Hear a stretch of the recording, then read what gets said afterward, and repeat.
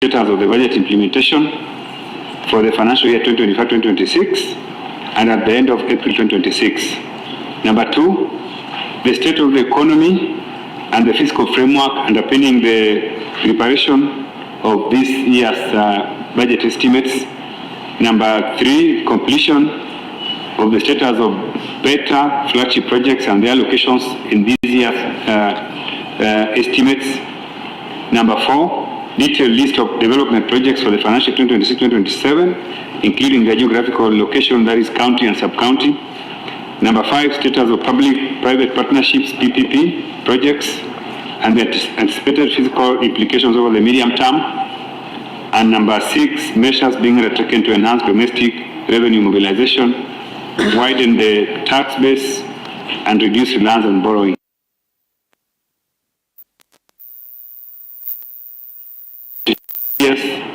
To introduce the team that is accompanying him, and thereafter to immediately begin his remarks. Bwana CS, welcome. Thank you, Chairman. Honorable members, yes, indeed, it's a pleasure to be here once more. But let me start with introductions. I have a team from the National Treasury. It's a big team that I will ask each one of them to introduce themselves individually. My name is John Mbadi, Cabinet Secretary, National Treasury. Afternoon, honorable members. I'm 𝐃𝐄𝐅𝐄𝐒, Principal Secretary, National Treasury.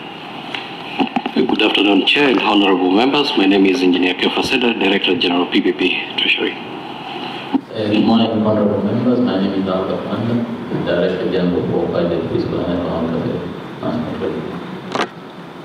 Good afternoon, honorable members. My name is 𝐒𝐇𝟒.🕖, the Director of Budget, National Treasury. Good afternoon, honorable members. My name is 𝐒𝐇𝟒.🕖, Director of Planning, National Treasury.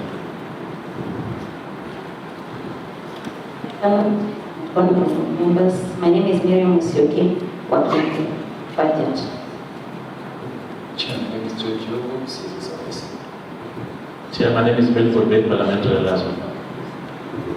Good afternoon, Chair and members. My name is Nila Wanjala, PPP Directorate, National Treasury. Good afternoon, Honorable Chair and Honorable members. I'm Samuel Onyango from PPP Directorate, National Treasury.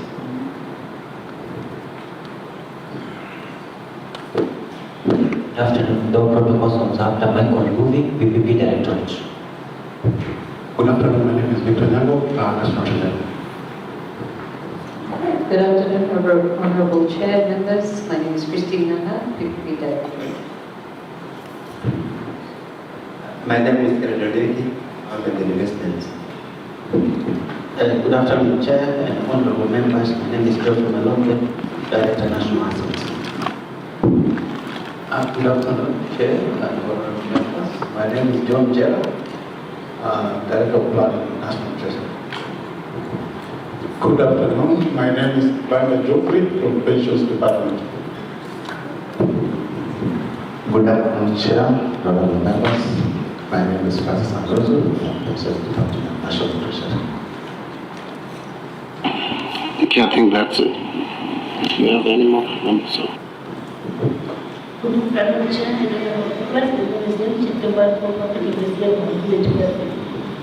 Good afternoon, Chair and honorable members. I'm Leopas Kibo, Economist from the National Treasury.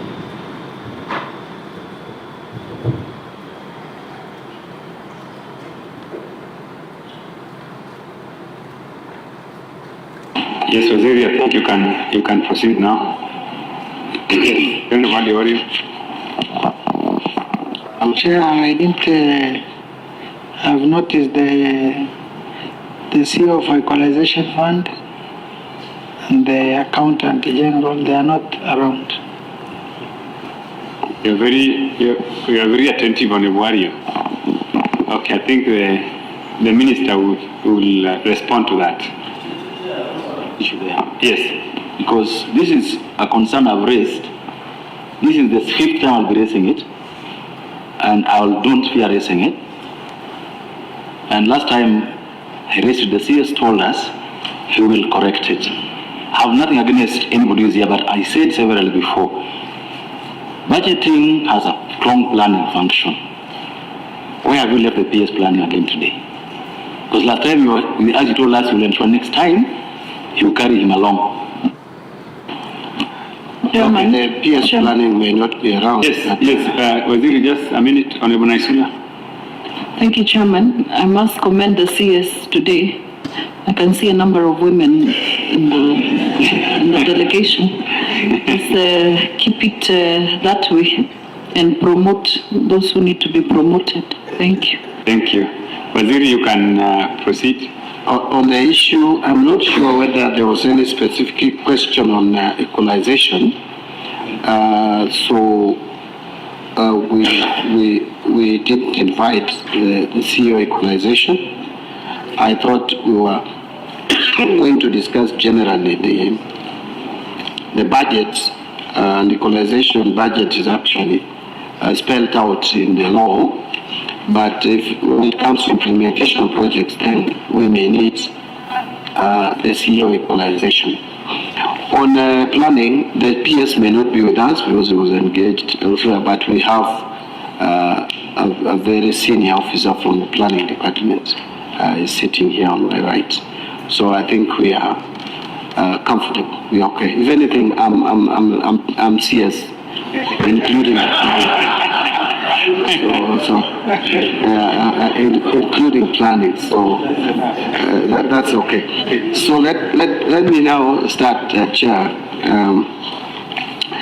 Mr. Chairman, thank you for inviting us to this meeting to consider the financial year 2026-27 and the medium-term budget estimates. The financial year 2026-27 budget was submitted to the National Assembly as per the law on 30th of April 2026, which is in line with the requirements of the Constitution and also Public Finance Management Act Cap 412A. I am grateful to the members of this committee for taking time to review the budget estimates and inviting my team and myself to consider the budget estimates. To facilitate the discussions, we have prepared responses to the following issues which are raised. And you've read them: status of budget implementation, state of the economy, completion status of better flagship projects, detailed list of development projects for the financial year 26-27, status of public-private partnership projects, measures being undertaken to enhance revenue mobilization and widening of the tax base, measures being undertaken to address youth unemployment, job creation, and support for MSMEs, and progress on the ongoing PFM reforms and the expected impact or fiscal impact, and any other relevant information. So, Chairman, I will first begin by addressing the first question. And the first question was status of the budget implementation for the financial year 25-26 as at the end of April 2026. Mr. Chairman, implementation of the financial year 25-26 budget has progressed well, albeit with some challenges related to expenditure pressures and revenue shortfalls. By the end of April 2026, total revenue collection, including appropriation and aid, amounted to 2,658 billion, which is 14% of GDP, against a target of 2,725.6 billion. And that is shown in the table on the same page, table 1, total revenue as at 30th April 2026. You can see from the table, the first column is total revenue, which we have the target, and then we have the preliminary data. And you can see in terms of total revenue, the deviation that is there is 67, and ordinary revenue has registered the widest, wider deviation, but appropriation in aid has done very well, or non-tax revenue for that matter. So appropriation in aid actually overperformed or performed beyond the projection. When we come to the expenditure side, and net lending for the period ending April 2026, the total expenditure is 3 1.638 trillion, which is 19.2% of GDP, against a target of 3.574 trillion. The outturn was above the target expenditure by 64 billion, mainly due to higher than expected disbursements in recurrent spending. Again, the table there clearly indicates the total, the current expenditure. We over-disbursed by about 145 billion in terms of recurrent expenditure. In terms of development expenditure, we are almost at 100%, but then there is an under disbursement by about 2.6 billion. So development expenditure, we did very well. Recurrent expenditure, we were above the target. Now the resulting fiscal balance, including grants, is amounting to 964 billion. That's 5.1% of GDP against a target deficit of 812 billion. Question number 2, the state of the economy and the fiscal framework underpinning the budget estimates for financial year 26-27. On state of the economy, this is my response, Honorable Chairman. The budget estimates for the financial year 26-27 are being prepared against a backdrop of heightened global uncertainty following the outbreak of conflict in the Middle East in late February 2026, to be exact on 28th. The conflict has disrupted global commodity markets. It has weakened investor confidence and tightened global financial conditions, reversing gains from strong technology-related investment, accommodative financial conditions, a weaker US dollar, and supportive fiscal and monetary policies. The global outlook remains fragile, with risks tilted to the downside, particularly from potential escalation of the conflict and disruptions to a critical energy transit route that is the Strait of Hormuz. Consequently, global growth is projected to moderate to 3.1% in 2026 and 3.2% in 2027 from an average of 3.4% in 2024-2025.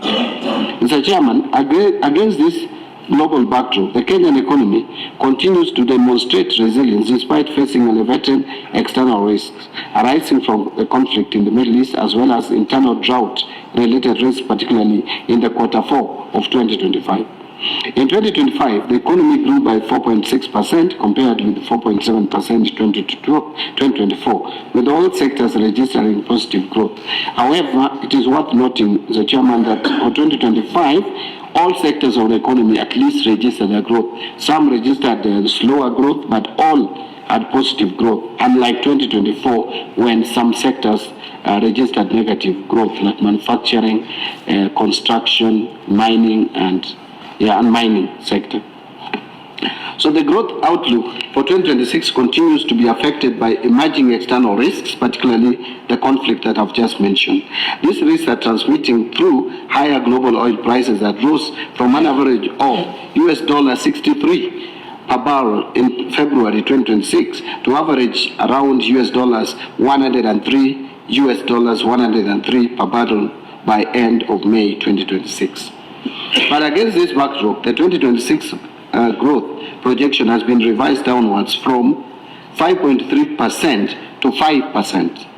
This baseline projection assumes that the conflict in the Middle East will be contained in the near term, allowing for partial stabilization of global energy markets. However, should the conflict persist, growth would weaken further relative to the current projection. In 2027 growth is projected at 5.2% as external pressures abate and global supply chains normalize. The rest of the macroeconomic indicators remain broadly stable, although the emerging external pressures continue to impact domestic prices.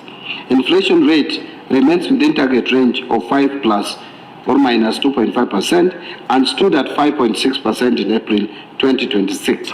But, Mr. Chairman, I've just got data which I've not even approved.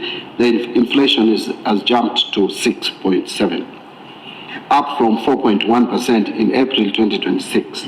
The increase was mainly due to higher fuel prices. So inflation is at 6.7% today because of the high prices of fuel.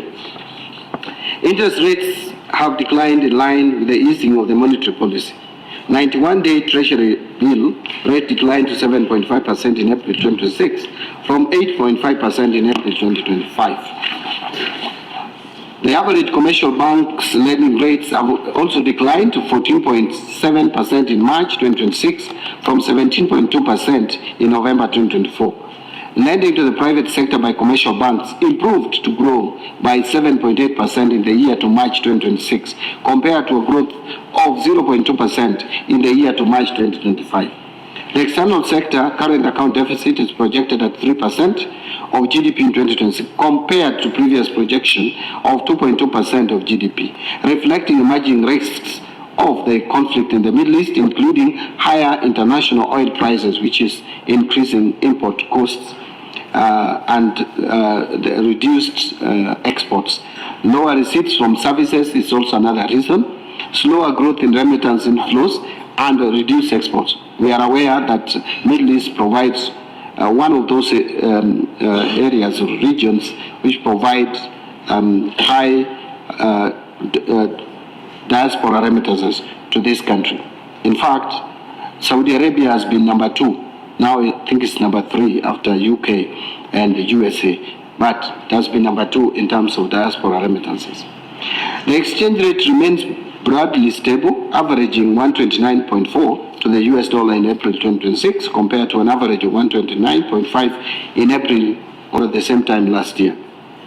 The official foreign exchange reserves stood at 13.3 billion US dollars, which is 5.7 months of import cover in the week ending 15th May 2026, compared to US dollars 9.96 billion or 4.4 months of import cover over the same period in 2024, giving the economy a robust buffer against external shocks. Activities in the Nairobi Securities Exchange has improved over the past 1 year. The Nairobi Securities Exchange 20 share index rose by 67% in April 2026, up from 2,263 points in April 2025. Since February 2026, the Nairobi Securities Exchange 20 share index declined by 3.4% as investors become cautious of the rising global uncertainty caused by the conflict in the Middle East. Now, turning back to fiscal framework and appealing the budget estimates for financial year 2026-27, I have the following to say, Mr. Chairman and honorable members. The fiscal policy for the coming financial year and the medium term will be anchored on a growth-supportive consolidation strategy that advances the government's priorities under the bottom-up economic transformation agenda. In line with the fiscal consolidation plan, the overall fiscal deficit is projected to gradually decline from 5.3% of GDP in 2026-27 to 3.3% of GDP in 28-29. In the financial year 26-27 budget, the table is we have provided table 3A and table 3B.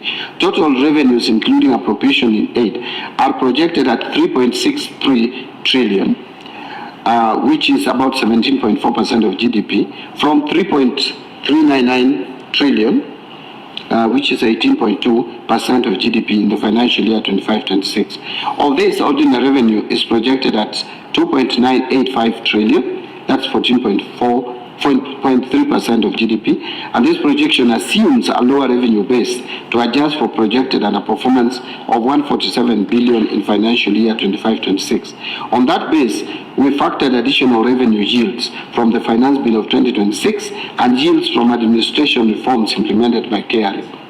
Further, we have factored in revenue yields that will come from reforms of the land rent regime and expected yield from the instant fines. And that, I wanted to stop there, Chair. I think this mention of land rent regime is what some politicians somewhere picked and assumed that must have been in the finance bill. Actually, what we mean here is that the Ministry of Land is looking at reforms in some of our major cities. If you look at Nairobi, Mombasa, Nakuru, and Kisumu, you'll find that some prime areas are still charging land rents which were charged in the 70s and early 80s. So there is need to look at that and adjust them appropriately and accordingly. Now that is what some politicians probably picked and started saying that there are certain hidden provisions in the finance bill. I don't know how finance bill can hide information, and it is a public document. But anyway, that is left for people to judge their level of understanding of what goes into finance bill. Now, the projections for financial year 26-27 indicate a decline of 0.6% of GDP from 2025-2026 of 14.9% of GDP to 14.3% of GDP. This is due to a one-off Safaricom advance dividend of 40 billion not expected in financial year 26-27 and an adjustment of CBK dividend from 30 billion in financial year 25-26 to 6.5 billion in financial year 26-27. Ministerial appropriation in aid is projected at 644 billion, which is a 4.8% growth from the financial year 25-26 approved budget. Total expenditure is projected at 4,785 billion, which is 23% of GDP in the financial year 26-27 from the 4.638 trillion. Which is 24.9% of GDP in the financial year 25-26. So we are projecting to spend as a percent of GDP less in the next financial year compared to the current financial year, from 24.9% of GDP to 23% of GDP. This will comprise recurrent expenditure 3.538 trillion and development expenditure is at 749 billion.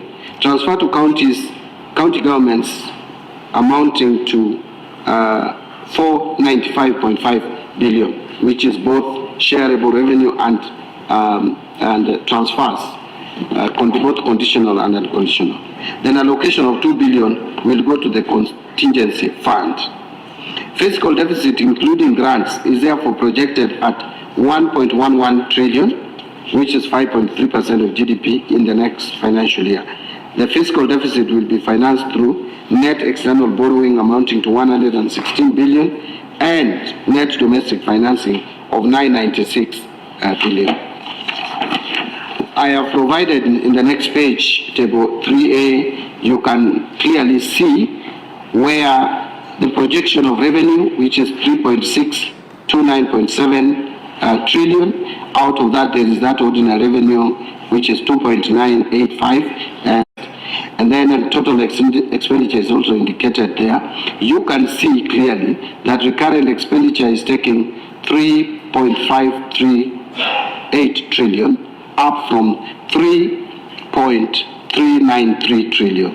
And then interest payments is increasing from 1.126 trillion to 1.254 trillion. So that's an increase. And then the rest, I think the figures are clearly shown. In terms of development, we are not changing. It's the 760, 751. The same amount spent this year is what is projected to be spent on development. So what has gone up? What has gone up is largely CFS and also recurrent expenditure. And so the next page is showing percentages. In terms of GDP, you can see the percentages there. I don't want to spend much time there. I can now move to the next page, Chair, and then that will be addressing the third question. And the third question is status of better flagship projects and their locations in the financial year 26-27. Mr. Chairman, the government continues to consolidate and accelerate implementation of the bottom-up economic transformation agenda through strategic investments across 5 core pillars. These pillars constitute the foundation for achieving inclusive prosperity, job creation, and sustainable economic transformation, with interventions directly impacting households at the base of the economic pyramid. The 5 core pillars are agriculture transformation, 2, micro, small, and medium enterprises economy, 3, digital highway and creative economy, 4, healthcare, and finally housing and settlement, represented represent integrated pathways through which the government seeks to drive economic growth, expand opportunities, and enhance social welfare across the country. Some of the key achievements under BETA for the last 3 years are as follows. One is the agriculture transformation for inclusive green growth. Mr. Chairman, agriculture remains a core pillar of the bottom-up economic transformation agenda and a key driver of sustainable and inclusive growth. The sector supports more than 2/3 of Kenyan households and possesses one of the highest employment multiplier effects, particularly for economically marginalized groups. Mr. Chairman, some of the key achievements under this pillar include implementation of the fertilizer subsidy program, reaching 3.15 million farmers and reducing fertilizer prices by 62% from 6,500 to now 2,500 per bag. Number two is supported technology transfer and crop diversification through provision of over 3.5 million assorted seedlings. Number three is rehabilitation of 6 fish landing sites, namely Kibuyuni, Vanga, Gazi, Molukoba, 𝐃𝐄𝐅𝐄𝐃𝐒, and Ngomeni to act as first avenues for processing and value addition.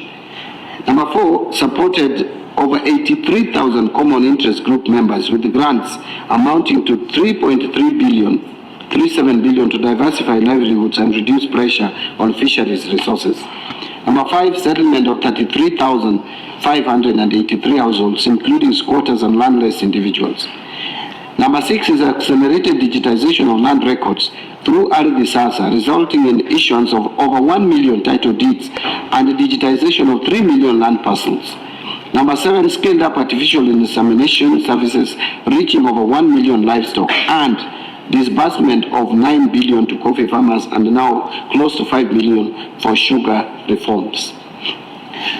In terms of the second pillar, which is the micro, small and medium enterprises economy, Mr. Chairman, I wish to state as follows that this remains the backbone of Kenya's economy, accounting for 98% of all businesses, providing 84% of total employment, which is approximately 14.9 million jobs, and contributing 40% of GDP. Mr. Chairman, some of the key achievements under this pillar include the following. One, constructed 21 county aggregation and industrial parks, the 𝐃𝐄𝐅𝐄𝐒.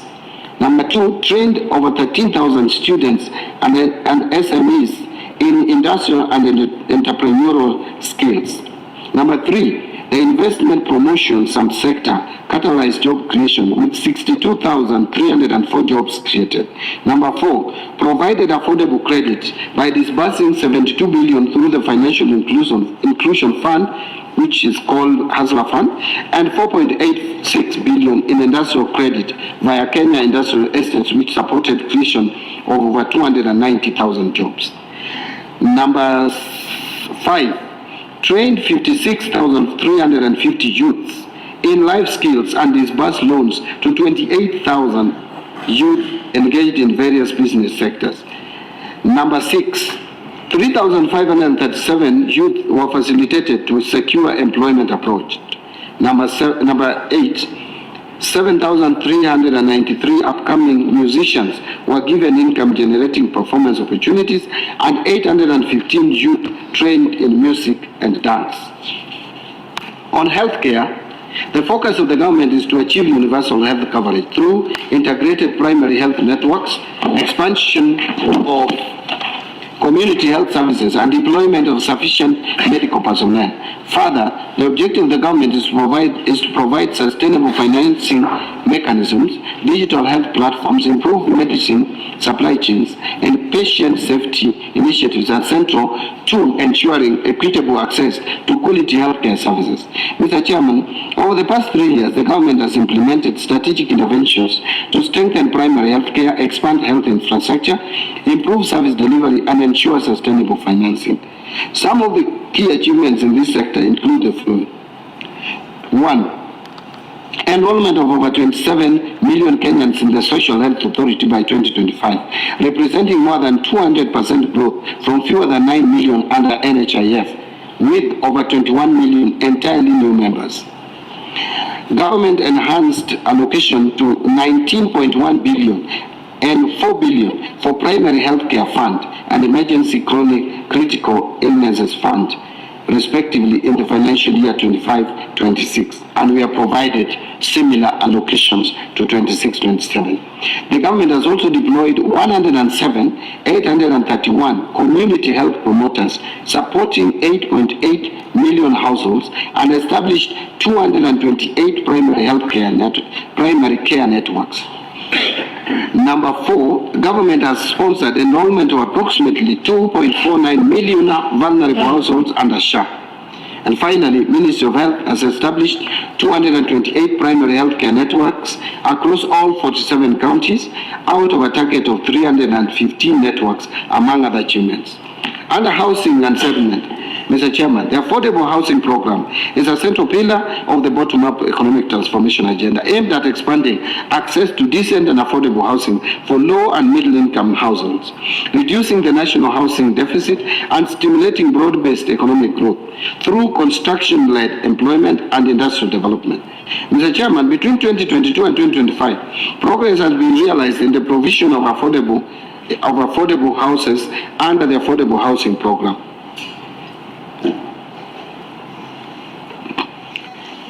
Currently, 214,000 housing units are under construction across all 47 counties, marking significant progress towards national housing objectives. The following has been achieved. Number 1, completed units include 605 units in Bondeni, 1,008 units in Mukuru, 110 units in Homa Bay, and 390 institutional units across various counties. Number 2, ongoing projects include 83,000 affordable units, which is 32% completion, or have attained 32% completion rate. 44,800 are social housing units, which are at 70% completion, and another 11,527 institutional units, which are at about 22% completion. 1,189 units have been handed over to beneficiaries. Additional progress includes packaging 178,000 student beds for universities, TVETs, and KMTCs, with 74,000 under construction. And the number 5, market infrastructure expansion includes, this is a massive market infrastructure that I think has been realized in independent Kenya. 44 markets completed, including 10 market sheds, 30 ESP markets, and 4 modern markets. 276 modern markets under development across the country, with another 175 at early stages, and an additional 34 modern and 205 ESP markets under construction at approximately 48% completion. Turning to digital superhighway and creative economy, Mr. Chairman, digital transformation is central to Kenya's strategy for competitiveness in the 4th industrial revolution. The government views digital connectivity and literacy as core national infrastructure equivalent to roads, water, and electricity, essential for access to education, healthcare, finance, markets, public services, and emerging digital opportunities. Mr. Chairman, significant progress has already been made in strengthening digital infrastructure nationwide. From 2022 to 2025, the following progress has been made. Digital transformation accelerated with 24,000 kilometers of fiber optic cable added. The State Department for ICT and Digital Economy has expanded total infrastructure to 80,633 kilometers. This comprises of 30,454 kilometers of public sector fiber, up from 22,486 kilometers in 2022, and 50,179 kilometers of private sector fiber, reflecting substantial investment in nationwide broadband capacity. Under the national optic fiber backbone, 7,152 kilometers of fiber have been installed, connecting 82 hostels and 1,114 public institutions to higher-speed internet. To support widespread access and digital inclusion, the government established 404 digital hubs and distributed 21,372 devices to enhance digital access and expand training opportunities. In addition, 1,578 GI Connect public Wi-Fi hotspots have been rolled out in markets, town centers, bus stages, and public facilities, growing from 0 hotspots in 2022 to nearly 1,500 hotspots by 2025. Furthermore, 1.556 million youths were trained, and 182,000 of them linked to online work through the Ajira digital program, advancing digital inclusion and employment. And finally, to modernize public service delivery, over 17,668 services were onboarded onto the eCitizen platform from just 350 agencies. From over 350 agencies.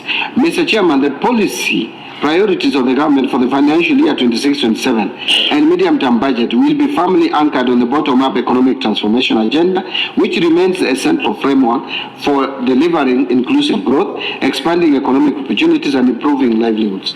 The government will continue to implement targeted policy, institutional, and structural reforms aimed at unlocking productivity across key value chains, reducing inequalities, and accelerating the transition to a more resilient, competitive, and self-sustaining economy. Mr. Chairman, in the financial year 26-27, the National Treasury has allocated well over 379 billion for better priorities, as summarized in the table below. The details of the priority, table number 4, the detailed priority areas under the respective classes are indicated in Annexure 1A to 1E of this briefing, and then you can see in the table. Question number 4 was for me to provide detailed list of development projects for the financial year 26-27, including their geographical location, that is county and sub-county. Mr. Chairman, the National Treasury is committed to ensuring equitable distribution of public resources in accordance with Article 201 of the Constitution. In this regard, we have undertaken the following in the financial year 26-27. 1. Equitable share allocation to county governments. The government remains committed to devolution and fiscal decentralization for equitable development of the country by allocating resources to ensure service delivery and development within all the 47 counties. Number 2, Equalization Fund. Allocated resources to the Equalization Fund for the construction of infrastructure such as roads, schools, hostels, pipe water systems, sewerage system, and electricity in marginalized areas based on a criterion outlined in Articles 260 and 216 of the Constitution. Number 3, National Government Constituency Development Fund. The government has allocated resources to NGCDF to ensure implementation of projects across all the 290 constituencies. And finally, National Government Affirmative Action Fund. The government has also allocated resources to address the plight of vulnerable groups through enhanced access to financial facilities for socio-economic empowerment. Mr. Chairman, we acknowledge that the Integrated Financial Management Information System, IFMIS, has established a standardized chart of accounts that includes a segment dedicated to geographical location, which is essential for budgeting purposes. MDS have allocated resources to projects across the country in road construction, provision of water, markets, and other infrastructure projects. We have, however, observed that in most cases, the geographical locations were not properly reflected by MDS. Going forward, the National Treasury will ensure that this information is well reflected. As requested, we have Annex number 2 of this brief provides a financial year 26-27 list of funded projects. A soft copy has also been shared. Question number 5, status of public-private partnership projects and their anticipated fiscal implications over the medium term. Mr. Chairman, we have provided the status of the public-private partnerships projects and their anticipated fiscal implications over the medium term as indicated in Annex number 3 of this brief.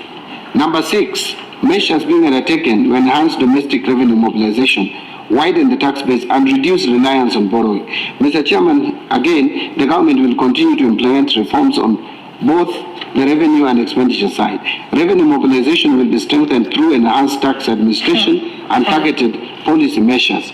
Revenue reforms in financial year 26-27 will involve the following.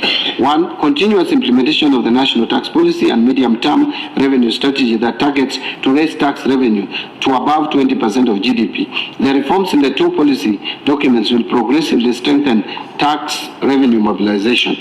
Strengthen tax administration. The government in the current financial year, supplementary estimate number 1, provided an additional budget to Kenya Revenue Authority to support digital transformation initiatives.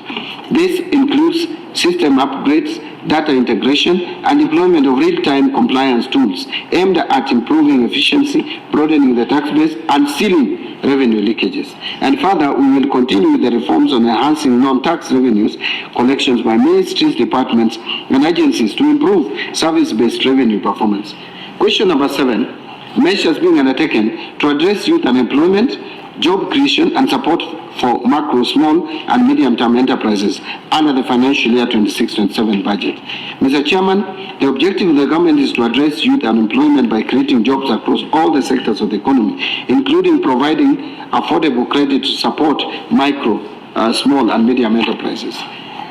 Mr. Chairman and honorable members, to support implementation of the intervention to address unemployment and support affordable credit for MSMEs, the government has allocated resources to various ministries, departments, and agencies for the following. 1, youth support. Mr. Chairman, the national government has allocated over 22.6 billion on account of youth support programs under the various MDS as indicated in table below. So under State Department for Youth Affairs and the Creative Economy, 3.9 billion. A lot of it is going to National Youth Opportunity Towards Advancement, that is NYOTA, 1.7 billion. Then also Youth Employment Support Program, 2 billion. Now, the second one is State Department for Micro, Small, and Medium Enterprises Development, a total of 1.195 billion, 3.195 billion, and the National Youth Operations Towards Advancement, NYOTA, is taking 1.6 billion. And then the other one is State Department for Investment Promotion, here is 1.6 billion. State Department for Labor and Skills Development, 1.4 billion. And State Department for Public Service and Human Capital is 12.5 billion, largely National Youth Service. Some of the targeted interventions are as follows. 1 is training youth on entrepreneurship and business development, supporting youth-owned enterprises with financing, facilitating youth to access apprenticeship and employment opportunities, training youth in life skills and market-relevant technical skills under the NYOTA program, supporting access to overseas employment opportunities, supporting youth to market their products and services, and youth paramilitary training as well as vocational training and job creation under NYS. Internship programs. Mr. Chairman, in the financial year 26-27 budget, the national government has allocated over 21 billion for the internship program to support youths under the following MDS. 2 billion under Public Service Commission, 8 billion for the teachers, 9.3 billion for the health professionals, and 1.5 billion under the affordable housing. Mr. Chairman, further, in the financial year 26-27, the national government has allocated 3.2 billion for the community health promoters as a stipend. Provision of affordable credit to MSMEs. Mr. Chairman, as indicated earlier, the macro, small, and medium enterprises sector remains the backbone of our economy, accounting for 98% of all businesses, providing 84% of total employment, which is approximately 14.9 million jobs, and contributing 40% to our GDP. Mr. Chairman, over the past 3 years, the national government has allocated resources for affordable credit through the Financial Inclusion Fund or Hustlers Fund. Further, we have other funds such as Kenya Industrial Estates, Credit Guarantee Scheme, 𝐒𝐇 Fund, Youth Enterprise Development Fund, Women Enterprise Fund, Agricultural Finance Corporation (FC) for the provision of credit to the youth, women, and unemployed to venture in MSMEs, among others. Mr. Chairman, in the financial year 26-27 budget, the national government has allocated over 8.8 billion for the provision of credit to youths, women, MSMEs, among others. Some of the key allocations are 1 billion for MSMEs agricultural credit, 1.1 for Rural Kenya Financial Inclusion Facility, 5.4 billion for the supporting access to finance and enterprise recovery, 300 million for Youth Enterprise Fund, 100 million for 𝐒𝐇 funds, 401 million for Women Enterprise Fund, and 487 million for Kenya Industrial Estates. Mr. Chairman, the implementation of the affordable housing scheme is creating approximately over 500,000 jobs annually. In the financial year 26-27 budget, the national government has allocated 110 billion for the affordable housing program. This is expected to create more jobs as well as stimulate growth in the MSME sector under the Juakali industry. Mr. Chairman, the national government over the years has enhanced the provision of subsidized fertilizer to farmers. The agriculture sector forms the backbone of our economy through provision of food security and creation of employment. In the financial year 26-27 budget, the national government has allocated 18 billion for the fertilizer subsidy as well as 2 billion for seed subsidy to promoting the agricultural sector. Mr. Chairman, we take cognizance that the informal sector is a major contributor of employment in the economy and thus serving as the primary engine for economic growth and poverty reduction. The total number of new jobs generated in the economy in 2025 was 822,000, with 87% of them created in the informal sector. The informal sector employment rose by 716,000 jobs in 2025 to stand at 18 million. In this regard, the national government will continue implementing and creating policies that promote enabling environment to private sector investors and job opportunities in the country. Question number 8, progress on the ongoing PFM reforms and their expected fiscal impacts. Mr. Chairman, the ongoing public financial management reforms are already shaping the execution of the financial year 25-26 budget. The reforms have significantly improved budget credibility, fiscal discipline, expenditure efficiency, and debt sustainability. Some of the positive impacts of the PFM reforms includes expenditure control, automation of e-procurement, payroll, pensions, and HR systems, along with the digitized public investment management, has enhanced efficiency, reduced leakages, and improved prioritization of development projects. Number 2, PPPs and SOE reforms. Strategic restructuring, privatization, and scaled-up PPPs have reduced reliance on the exchequer and enhanced fiscal space. And a risk to the outlook, Mr. Chairman, as mentioned earlier, the financial year 2026-27 budget has been prepared against a rapidly evolving global environment following the ongoing war in the Middle East, which has heightened geopolitical tensions and could pose additional risks to global growth through potential disruptions to energy markets, trade, and financial stability. Equally, there are domestic risks that could affect revenue performance, scale up expenditure pressures, and worsen public debt sustainability. The government will continue to monitor developments in the Middle East and materialization of any risks and make appropriate response measures to cushion the economy. In conclusion, Mr. Chairman and members, I thank you once again for giving us this opportunity to engage with you. We remain available to support the committee when called upon during this approval process. Thank you very much, Mr. Chairman and honorable members. Thank you very much, CS, for that comprehensive response to the questions that we raised with you. Members, I want to give you the floor so that you can... Yes, I'll give you the opportunity. I want to give you an opportunity. I want members to restrict your questions to the presentation which has been done by the minister. You may have extracurricular issues, but that may be accepted. But for the first phase of questions, let us focus on the presentation. Yes, the Honorable Ruth Busia. Thank you, Ruth Odinga, MP Kisumu County. Thank you for the presentation. Mine was just to point out that Annex 2 and 3, especially on the PPP and all, I'm missing here. We don't have them, the Annex 2 and 3, because we wanted to see that. That's what I wanted to say during that time. We'll probably get another chance later. Thank you. Thank you. I think that you will be provided with that section. Yes, the Honorable Deputy Chief. Thank you so much, and thank you so much, CS and the team, for a very elaborate and, sometimes especially there's so much jargon, but today the paper has no jargon at all. And so even as a lawyer, I've been able to follow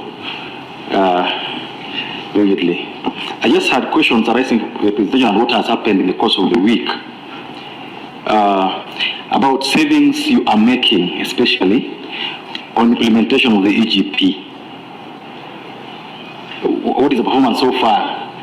What savings are you making therein? What are some of the difficulties? Because it was meant to help us make some savings. The return of investments or value for money on the investments you make on KRA. Because you keep falling back. If you calling back almost every single year on this you've said yourself. And Chair, finally, yesterday we had the OAG coming before us. There was an issue about you do very good allocations, Chair, and in fact provisions were made for ministries, and it's very good. But the performance of the monies you're allocating, not financial audits, but value for money audits. I would like, this is regard to the measure of the budget, Chair. The performance audits that are being churned out by the Auditor General, how are you ensuring that your ministries, the ministries you're supporting, are ensuring that this is adhered to and that you're getting value for money as a country? And finally, on counties, CS, is there something you can do as a ministry to discipline, follow up and know how much the counties are collecting on own source revenue? Because it's an area that is so grey, we as a committee don't know how to deal with it, or do you believe that as a ministry you are equipped well to deal with it? Thank you so much, Chair. Thank you. The Waziri, just related to the matter of Auditor General, when they appeared before us, they are asking that their funding formula be changed or will be amended in law, because they are saying they cannot be fighting for resources with the agencies and institutions that they are auditing. That when they go for sector hearings, sometimes they are emasculated. And so they are requesting that we come up with a bill that would possibly give them, outright allocation in the law. I don't know what you want to say about that. Yes, next question, Dr. Makalimu. Yeah, thank you, Mr. Chairman. Mr. Chairman, I also want to join our chain in appreciating the presentation. Mr. Chairman, you are aware we have been meeting departments in the course of this week, and will you allow me in a very summarized way, I just want to raise a number of issues which have come up. The first one, in your presentation, you are saying contingency fund this year, you are allocating 2 billion. In the past, we have been allocating 5 billion. And bearing in mind what you have said about the likely external shocks in the coming year, so would it not have been wise to allocate more resources under contingency so that it can take care of those emergencies? The second point was the issue of there are a lot of uncompleted projects all over the country. And when you look at the allocations in the budget, they are spread all over. You are allocating resources which will not be able to complete them. So despite the allocation you're giving them, they will still remain allocated based on the projected budget. And we're wondering, is that really wise in terms of planning and the project implementation? Would it not be wise to pick a few which you allocate and complete them, they start being used, and then you can move to the next level? The other issue, a lot of pending bills across all the sectors. The result of these pending bills is a result of poor exchequer release or inadequate exchequer release. So I don't know. We have this budget which we are going to be passing very soon, but in terms of exchequer releases, it seems to be leading a lot to pending bills. I would want to hear from you what strategies are in place to ensure that whatever projects are approved will be completed. The last item, we approved the BPS as Parliament. And when you have looked at the budget, there is a lot of deviation from the BPS figures, actually cutting across all the sectors. I was wondering then, are we making the BPS irrelevant? Is there a need to continue approving it the way things are as of today, because it seems not to be adhering to it? And the law is very clear. If you deviate from the BPS, then obviously there is need for explanation why we are deviating. So that's another area possibly, Mr. Chairman, if you allow, the CS should be commenting on. Then basically the issue of audit reports. A lot of recommendations have been made, have been approved by Parliament, but we don't seem to factor these recommendations when it comes to budgeting. That the General would say, this accounting officer may have misapplied resources, this ministry has not used resources. So from where you sit in CS, and I'm happy that used to be the chair park, because you know these things. So what do we need to do to implement some of these recommendations? Thank you, Mr. Chairman. Yes, just to give more impetus to the questions raised by Dr. Makali Mulu. On this question number 1, on the need to complete ongoing projects and allocate sufficient resources for them to be completed. The Departmental Committee on Trade appeared before us, and they are recommending that in this financial year, we do not allocate resources to 𝐃𝐄𝐅𝐄𝐿, because they are saying that there are some 𝐃𝐄𝐅𝐿 that have been completed, but they have not been operationalized. What is your view? That we do not start new 𝐃𝐄𝐅𝐿s, but we ensure that the ones completed are operationalized with the resources that were factored in the BPS for the same? I think you will respond on that question alongside the one that has been asked by Dr. Makali. Yes, Dr. 𝐃𝐄𝐅𝐄𝐿. Thank you, Chair, for the good presentation. Asante sana. Now, there's been a lot of negative discussion on SHA. On page 12, number 30, you talk about enrollment of 24 million Kenyans into SHA. You could have also talked about the number that is benefiting from SHA, because so that we can use it even to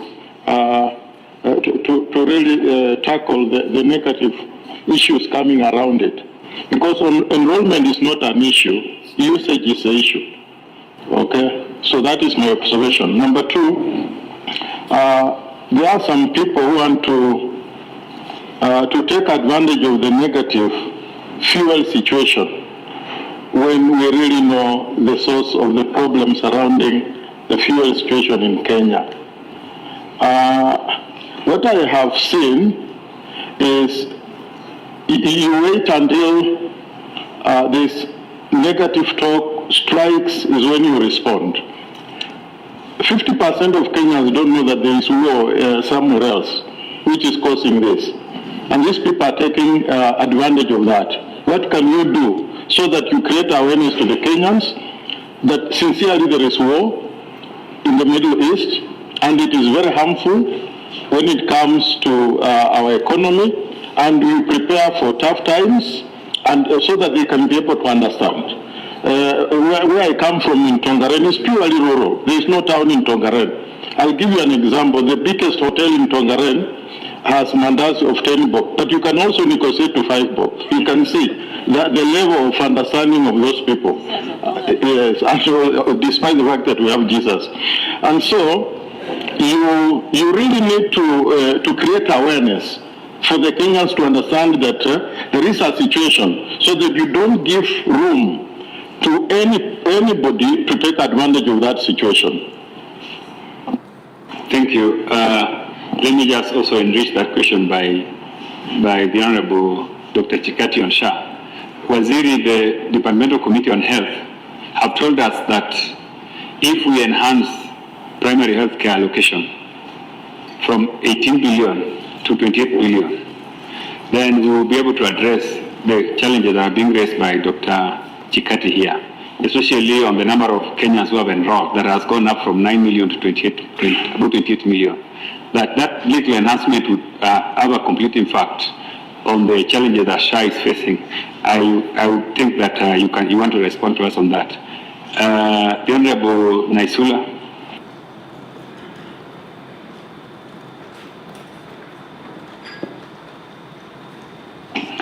Thank you, Chairman, and thank you, CS, for your presentation. I must commend Treasury, especially on issues that touch on the youth, the issues of internship programs, the money that has been allocated to Public Service Commission, teachers and health professionals, and also the issue of affordable housing, how the youths will be engaged. And we saw also in the budget that the intern teachers, there is an allocation for them to be absorbed. So that is that's a good thing. I wanted to ask, because you have stated the subsidies that are given and agriculture, and when you look at it, it's mostly on crop. You know, as a country, we rarely see an investment, a substantial investment on livestock farming as a country, and we know what it does. So I really wanted to know the livestock component in our budget as it stands. Then the second thing is the issue of pending bills. It continues to arise, especially from most departmental committees who come before us. It would be important to know where we stand. We know there was a committee as a country. Where do we stand in terms of paying pending bills? The third issue, I like that you have observed that most of the MDAs do not list the names and locations of where projects are. And this definitely will bring an issue of inequality across the country, because if someone is in a certain department, probably comes from a certain region, they will put development or allocate development to their region, and because as you sit in Treasury, you will not know where these projects are. So you'd find whoever sits at an MDA where, you know, someone who sits in water, all water projects go to a certain region. If it is roads, same. So I think that is a very important point that you have noted, and it should be taken seriously as you look at it as Treasury, just to ensure that there is equity in terms of development across the country. Thank you. Thank you. Honorable Mutuse. Thank you very much, Chairman. Good afternoon, Waziri. On the issue of SHA, yes, there are a lot of positives. We know NHIF had 6 million members, SHA has about 27 million members. We also know that the primary healthcare component is government funded, critical healthcare and emergency is government funded, but there are also the elements which are funded through premiums. Out of the 27 million who have enrolled in SHA, how many are paying premiums? And does it make accurate sense in terms of those who are paying and those who are not paying, being able to bridge for each other so that we are able to pay, to reimburse especially public facilities on time, because there seems to be a problem. Number two, on PPPs, you are saying that we are bridging part of our deficit through leveraging on PPP. Kenyans would want to know whether there are some successful PPP projects that you can enumerate so that we can know this year, last year, and going forward. These are some of the successful PPP projects that we have in the country. Number three and second last is on the issue, I am waiting, is on the issue of land rent and this introduction. I know land rent has been with us, and I know reforms on land rent and at the county level also land rates are long overdue. The way we calculate land rents is based on the value of the land, so that you place a percentage on the value of the land, so then you know how much you are charging. You know, land is an emotive issue in this country, and we are also in an electioneering year. Much as this is long overdue, I would have wanted to engage us on whether this is the right time to introduce an elevated tax on land, given that this is an electioneering year and land being the motive issue that it is. And lastly, Waziri, people have said you have done very well in terms of engaging members of the public, probably the first Minister of Finance to leave the office and go out there to engage members of the public. But there is something that is going on in social media. They are saying that you placed some people from a political office in shorts, so you stage managed. Maybe it is an opportunity for you to tell Kenyans whether indeed you stage managed the public participation. Members, I think we will have to go up to phases of questions so that we allow him to respond to those ones comprehensively, then we take the second phase. Yes, Honorable Naisula. You asked my question. I'm so sorry. I wanted just quickly to ask the issue of capitation for education. It continues to be a matter that keeps arising. Where do we stand, and can it always be the first charge on matters education? Let's have two more questions, then we ask Waziri to respond. On this side, let's have the Honorable Robi, and then on this side we have the Honorable Nyakundi. Thank you. Then lastly, the Vice Chairman will ask, then the Waziri, you can respond. Robi. Okay, thank you, Chair. Mine is on table 5, page 17. That is youth programs. Number 2, if you can see where there is number 2.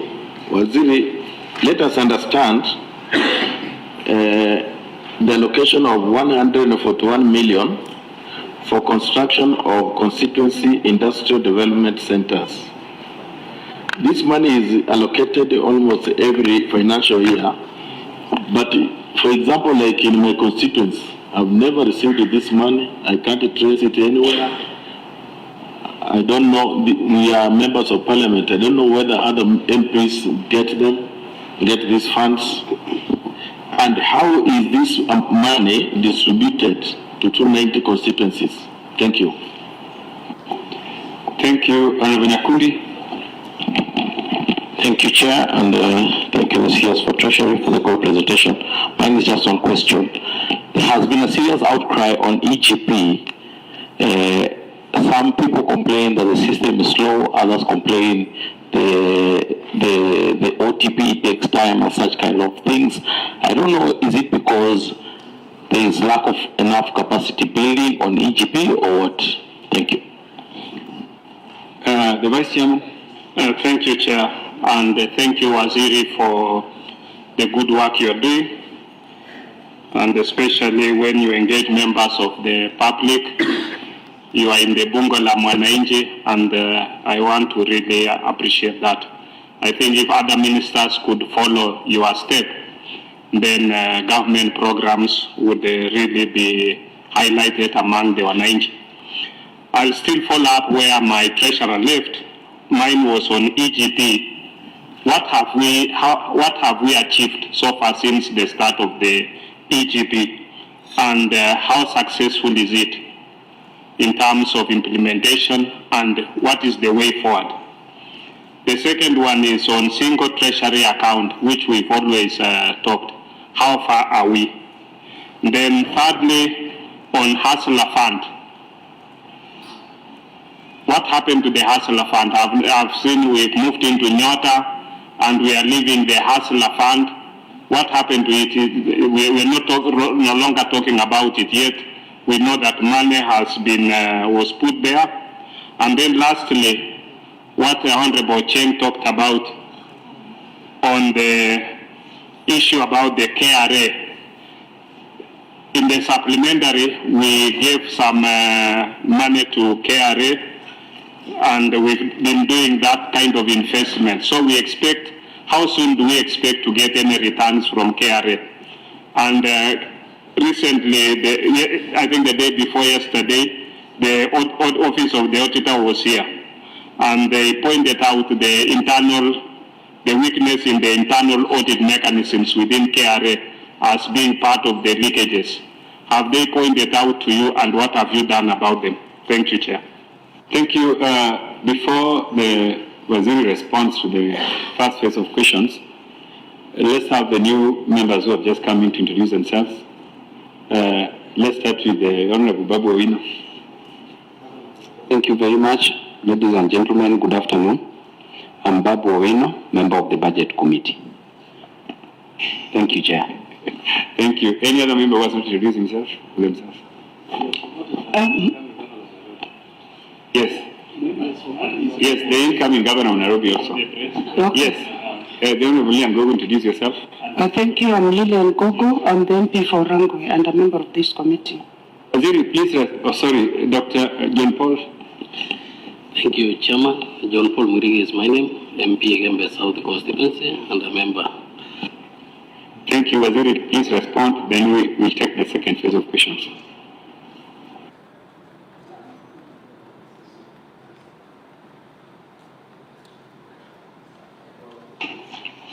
Thank you, Chair. Chair, allow me to respond. I think the first concern that was raised by Honorable Ruth has actually been addressed by you. We have the Annex number 2 and 3 will supply more copies, but the Chair has the copies. On Honorable David Ochieng, EGP, and that will also address further questions on this matter. On the reforms under EGP, we started slow. Of course, with any new system, there are challenges, and there were a number of them, largely out of use of the system, but we continue to train and continue to provide technical support, and I'm happy to see that now almost the entire government is onboarded into EGP, and we have made a decision, even though this particular financial year 2025-26, we gave a number of exemptions on use of EGP, especially on emergency situations and items that needed to be procured fast.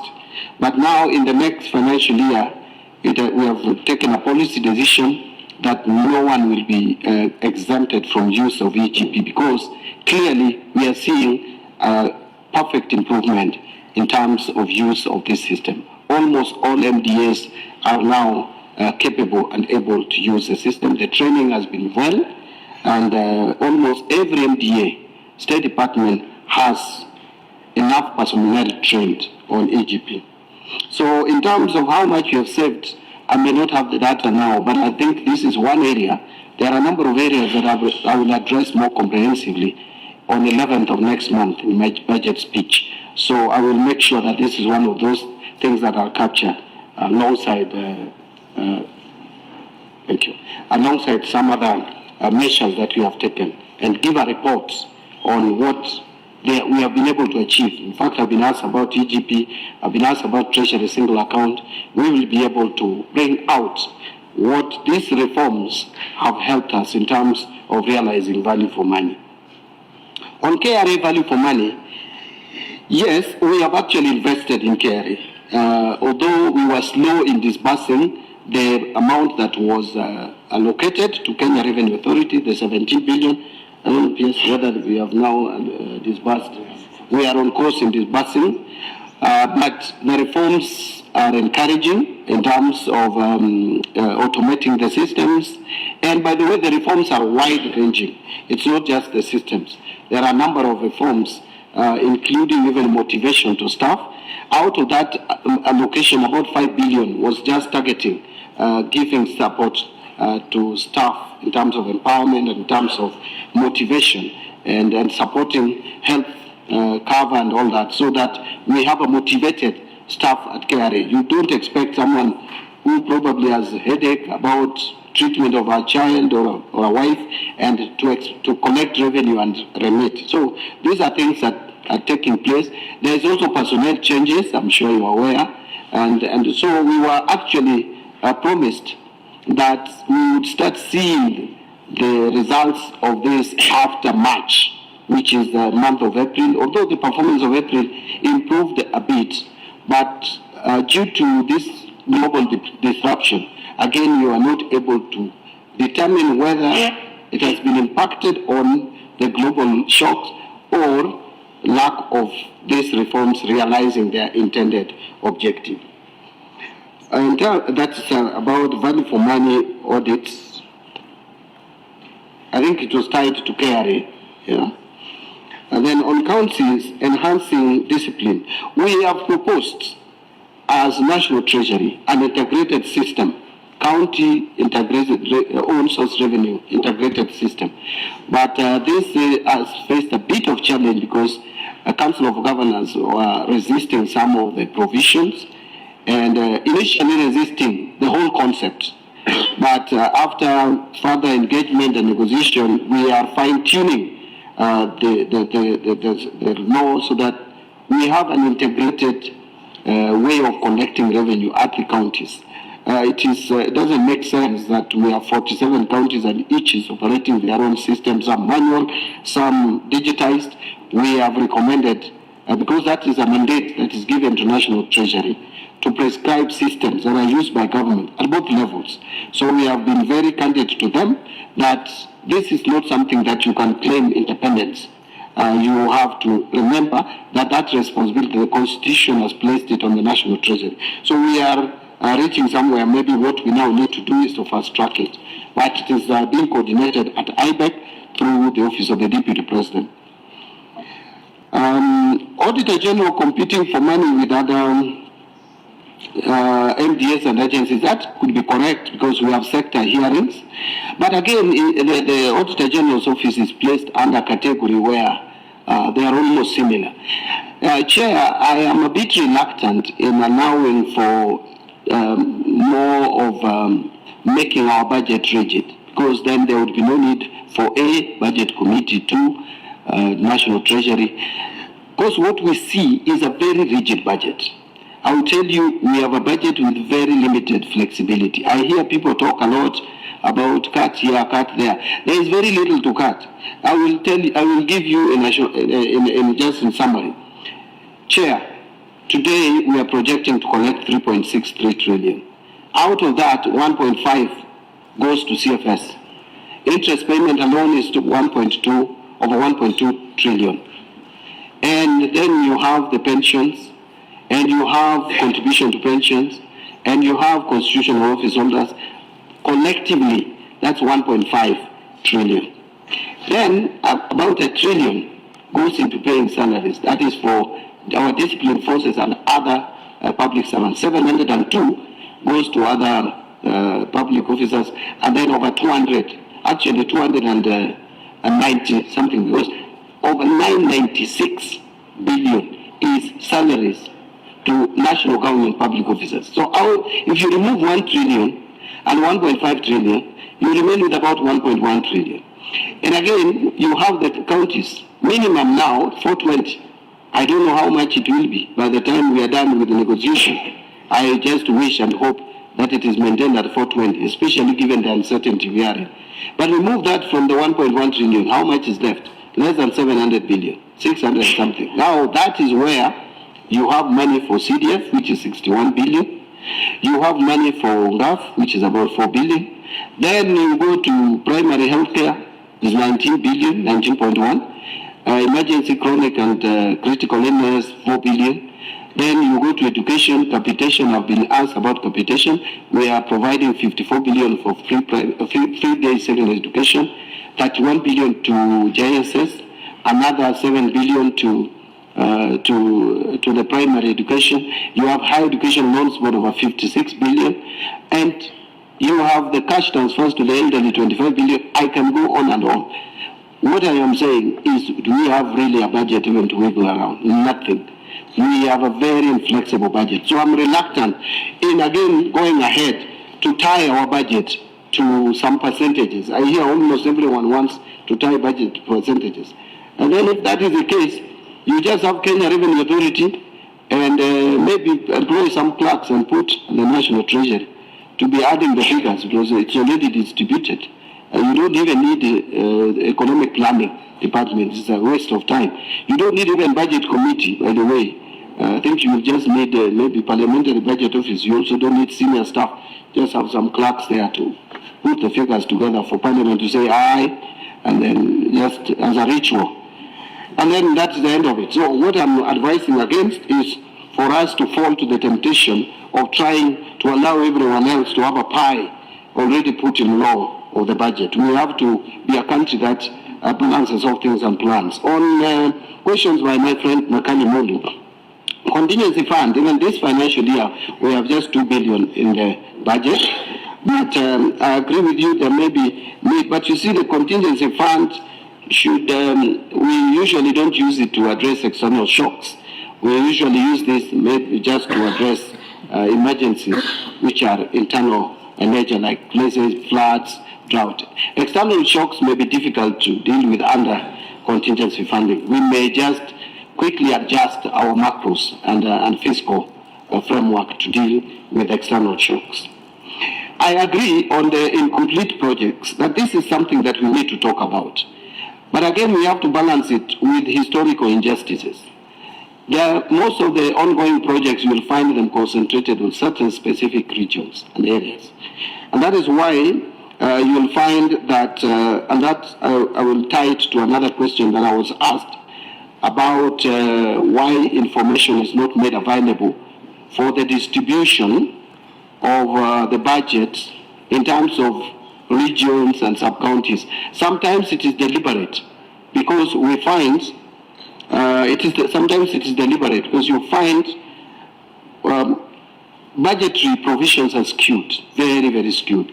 And that is why at the National Treasury sometimes I have fights with the ministries and departments, because when they tell us, when I bring my budget, usiguze, leave it as it is. But I tell them I'm also here to ensure inclusivity and balancing of budget in the whole country. I can't just be seated here and be a conveyor belt for your budgets. I have to also rationalize and look at it. So it sometimes brings some misunderstanding.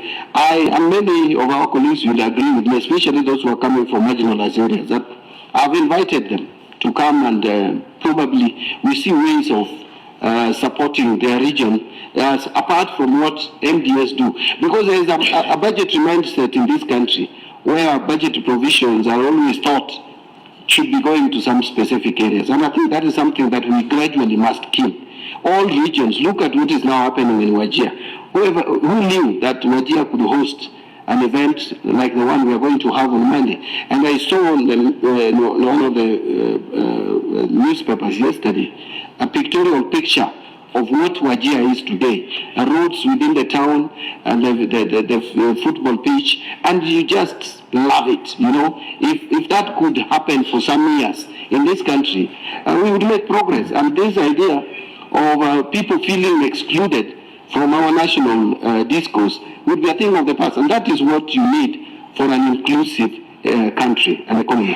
I am not saying that we now leave completely those who have probably been benefiting, because again, if you leave them out, within no time, they will be where the others are today, and that is not what we want. We want a country that is moving together. On pending bills is because of inadequate exchequer releases. That is actually true. That's one of the reasons or contributing factors to pending bills. But if you notice from 2024, 25, now 25, 26, we have been trying very much to make sure that we release the exchequer in good time. And it is not just at the national government level. In fact, if you look at the absorption of our development budget, road sector and the rest, we have really done very well in terms of releasing money, even the money for 𝐃𝐄𝐅𝐄𝐍, including even public participation roads. We have released the money, development budget of roads. Most of the roads that were in the 25, 26 budget have been procured as we speak. Unless maybe challenges of procurement. But we have tried to release the money so that they are procured in good time. They are started before the end of the financial year so that the money is absorbed. Come to even counties. We have only the month of May and June to disburse. We have been very up to date. Even CDF members will agree with me that we have disbursed. Actually, we took a policy decision at the Treasury, a deliberate decision that every month, we divide, actually the first 2 months passed, then the 10 months we divided the outstanding amount, and we found it was 5.3 billion. And we said every month we'll be disbursing 5.3 billion to CDF. And I'm happy to say that we've done that, I think, up to the month of May. We have only the month of June left. And before the end of the month of June, we will disburse that. And you can see now, Parliament has no reason to call me to answer to CDF. I am very relaxed where I am. And in the counties, you are not seeing governors calling for press conferences to demand for their money. And that is why sometimes I say, those who are saying, oh, we are not doing much, and we are not doing well, this government has collapsed. A failed government cannot be disbursing funds to counties in good time and regularly. A failed government cannot be disbursing money to CDF in record time. A failed government has already disbursed the entire GAF, the 4 billion, in good time. A failed government cannot be the one paying salaries by the 5th day of the following month. A failed government cannot be the one that releases capitation even before schools are open. I know there is the question of how much, but the entire budget is being released and in good time. We are releasing money before schools open. We are releasing money to development projects, including roads, in good time. So how is this government failed? This government could only have failed in the minds of people who don't accept it. Waziri, on that point, yes, this committee is aligned. This committee is in support of Gobe's government. We just have two of my members who are going to contest for gubernatorial seats, who are a bit reluctant to support the government because they need to win their seats when they're in opposition. Otherwise, the point you have raised is very good. Chairman, I'm just supporting your point that this committee is supporting. And both of them are my good friends, and I wish them good luck. And I can see one of them, who is my very good, actually my student and my son, panicked when I was making some movements in Nairobi. I am not going to run for Governor Nairobi. I know it would have been very difficult for my student to win if I was running, but I'm going to spare you. I wish you well. So I was just saying, actually I was speaking to Kenyans. You know, there has been this talk out there like nothing is happening. But I just look at today and look at 2022, look at 2021, Chairman. We are meeting our financial obligations like we have all because of proper planning. So that is what I wanted to mention. On approved BPS, if you look at the figures on BPS, and we provided that if you look at page 8, the variance is not so much. In fact, what we are required to do is if the variation in as a global figure is above 10%, then we need to really give, but the variation is less than about 0.6%. And we have really tried to live within or near. It cannot be exact because again, from February, end of June, a lot of things have changed. And we have, a few figures have changed. But you can see the figures are very close to what the House approved. On audit reports, yes, we get them and we prepare Treasury memorandum. And the recommendations actually we give to the sector groups to make sure that they are aligned when they are dividing the budget or the envelope. It's aligned to the recommendations of the auditor's report. Mr. Chairman, if you allow me, on the issue of the contingency fund, what I was saying is, as a result of external shocks, you are likely to have a lot of domestic emergencies. So I was saying we need to factor in more resources so that those domestic emergencies can be addressed. And that was the discussion. I'm one of the few people who know that you can't use contingency to sort out external shocks. So that was the thinking. Maybe you need to factor in that. But maybe the other issue that may come up on contingency fund is maybe you can share with us the utilization for the past allocations. I'm of the view that maybe it has not been utilized. Maybe the funds are... Actually, that is what I wanted to say, Chair. We already have 7.5 billion in the fund. You know, the fund billion would just be in addition to the 7.5. But besides that, in terms of dealing with the external shocks, we have already an agreement with the World Bank, and we have already applied for more funding from World Bank. How much is it? 500? About 580 million. US dollars to support the shocks that we are likely to face. So we are already very much alert and aware of how to deal with the external shocks. But Wazir, actually the point you have said was raised. We discussed it and it was a very controversial issue because you know, you are not using contingency fund, which is very well cleared, especially in terms of accountability procedures, and there is a lot of 223. So that's something really we need to discuss. Mr. Chairman, you know, the contingency fund is not so much, and we have so much coming under 223. And even if you spend on contingency fund, the law requires that you regularize it under supplementary budget and take it back. In fact, it's like money you borrow. It's like a loan. You are not supposed to spend it and it goes. So that is one. And Honorable Makali, since you passed supplementary one, Up to now, I have not approved even a single 223. So that just would tell you how much we have been resisting the use of Article 223. Up to today, the 28th of May, we have not approved. I have not approved any single 223. Because you know that issue, we really discussed it in the committee, and you know Dr. Makali Mulo sits at the apex of the United Police Making Organ of the United Opposition. So I had advised him that he should not try to influence policy of government from outside until his party leader becomes the president. Then we can be able to influence those policies. So we agree that he would not be pushing for such things within this committee. But you can proceed. Thank you. Now, I don't know what was asked about the Parliamentary Committee on Trade. What is it that they said? They are in line with the need to complete ongoing projects before starting new ones. So they are recommending that the allocations to 𝐃𝐄𝐅𝐄𝐄 be used for, equipping the already established 𝐃𝐄𝐅𝐄𝐿, so that for this financial year we do not start new 𝐃𝐄𝐅𝐿. Yeah, but my advice would be to the departmental committees. They're the ones oversighting the MDS and the state departments. They should agree and align with because you see, I can't also be sitting at the National Treasury and start thinking for the state departments because they would be fighting with me. Who has told you we want this here? So they should be very firm in their report to the various departments that they are oversighting and insist that the money is utilized properly. On Honorable Chikati's questions, the number of beneficiaries, people benefiting from SHA usage, I may not have the figure here with me. I think that is something that the SHA board can provide.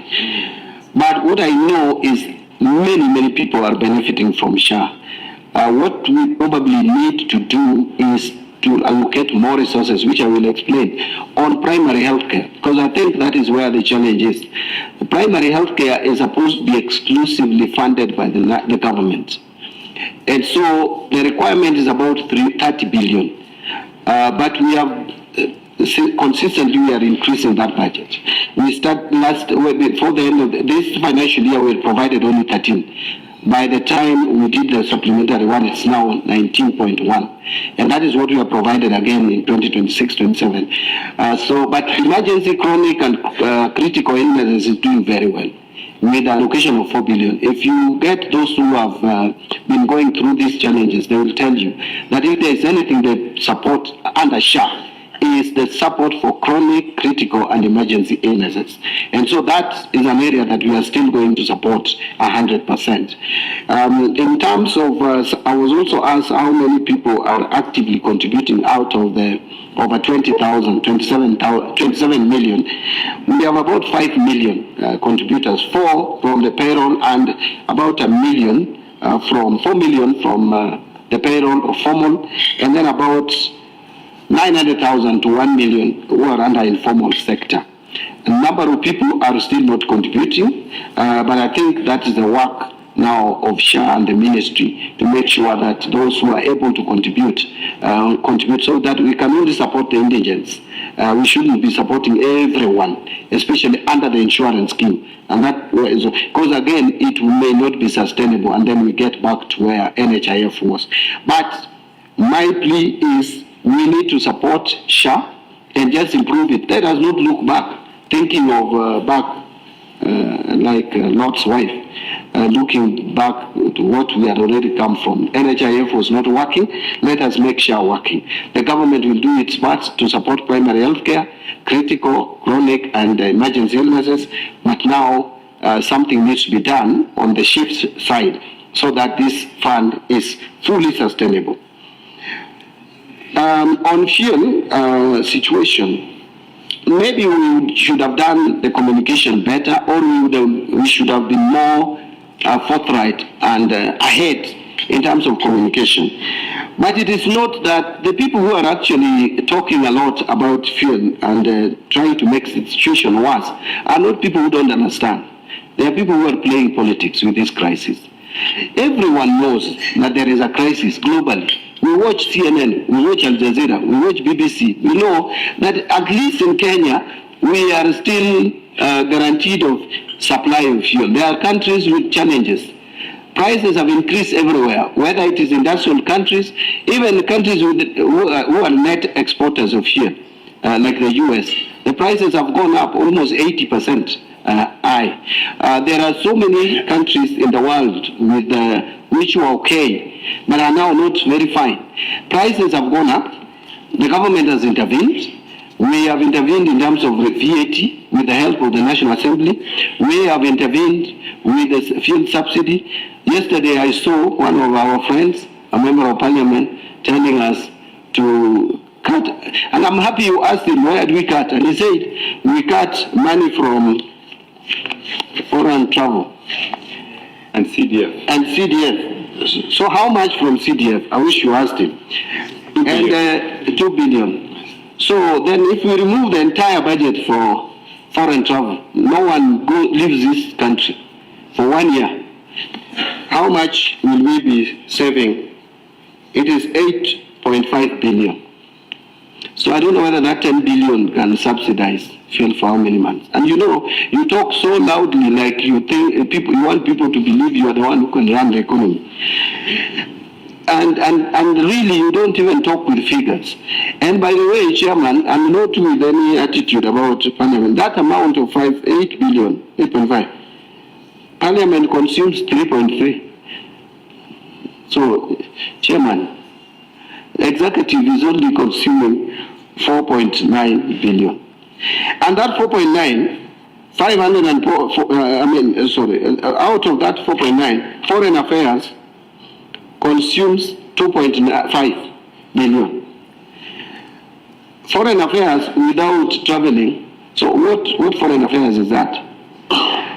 And then you have IBC, Independent Electoral and Boundaries Commission, at 540 million. Then you have National Treasury for full disclosure, 171. We are one of the few high spenders, 171 million. But I have to go with my team to the spring. By the way, I'm one of the ministers who don't travel. But I have to go to the spring meeting, World Bank, IMF every year, twice. So you want to keep me here, how do I engage? And I have to go to ADB and get you some money. So you see, when you see people coming here, Chairman, and they're honorable members, and they make wild statements how you can save money from foreign travel. You know, if I didn't mention this figure, Kenyans would think that Kenya is a traveling nation. That we have a government that spends so much money on foreign travel. I deliberately carried these statistics so that Kenyans can understand that we are not spending so much on foreign travel. It's a myth. It's just a myth. We are not spending so much. 8.5 billion for the whole government, including judiciary, National Assembly, Senate, everybody, including executive, all the ministries, 8.5 billion. So, in terms of fuel, I think the government has done... John Paul has a point of order. Waziri, I would like also you to maybe expound to us, if we scrap off 8%, as they are saying, what will be the effect? 8% of VAT. 8% of the VAT on petroleum. On the petroleum we exempt. What will be the impact? First of all, the 8% that we... On the same, I just added something. Waziri, can you also help us understand, because the former chair emeritus said that we stop using a lot of jargon, that our fuel comes from Strait of Hormuz and our fuel comes from Saudi Arabia. Can you, because maybe probably from where you sit, you can be able to know where does our fuel come from? Because they say whatever is happening in Iran does not affect G to G as far as Kenyan government is concerned. And he said that our fuel doesn't pass. He said that in the floor of the house, that doesn't pass through the Strait of Hormuz. Can you maybe probably help us to understand? You can respond on those ones, though those are not part of the questions for this meeting, but because the members are eager to understand, I'll allow you to just mention a bit about... I think they're good questions. Now, on the issue of reducing VAT to zero, from where it is today of 8% for 3 months. I think the National Assembly passed the 3 months. First, let us ask ourselves, what is the impact of reducing it from 16 to 8%? The impact is 12 billion per month lost revenue. So the 2 months is 24 billion. If you do 3 months, it's about 36 billion. Now, if you do, so we are losing 12 billion per month. If you do another 8%, another 12 billion. So it will be 24 billion per month. We are looking at about over 200 billion in a year lost revenue or something like that. Now, I don't know where we are going to cut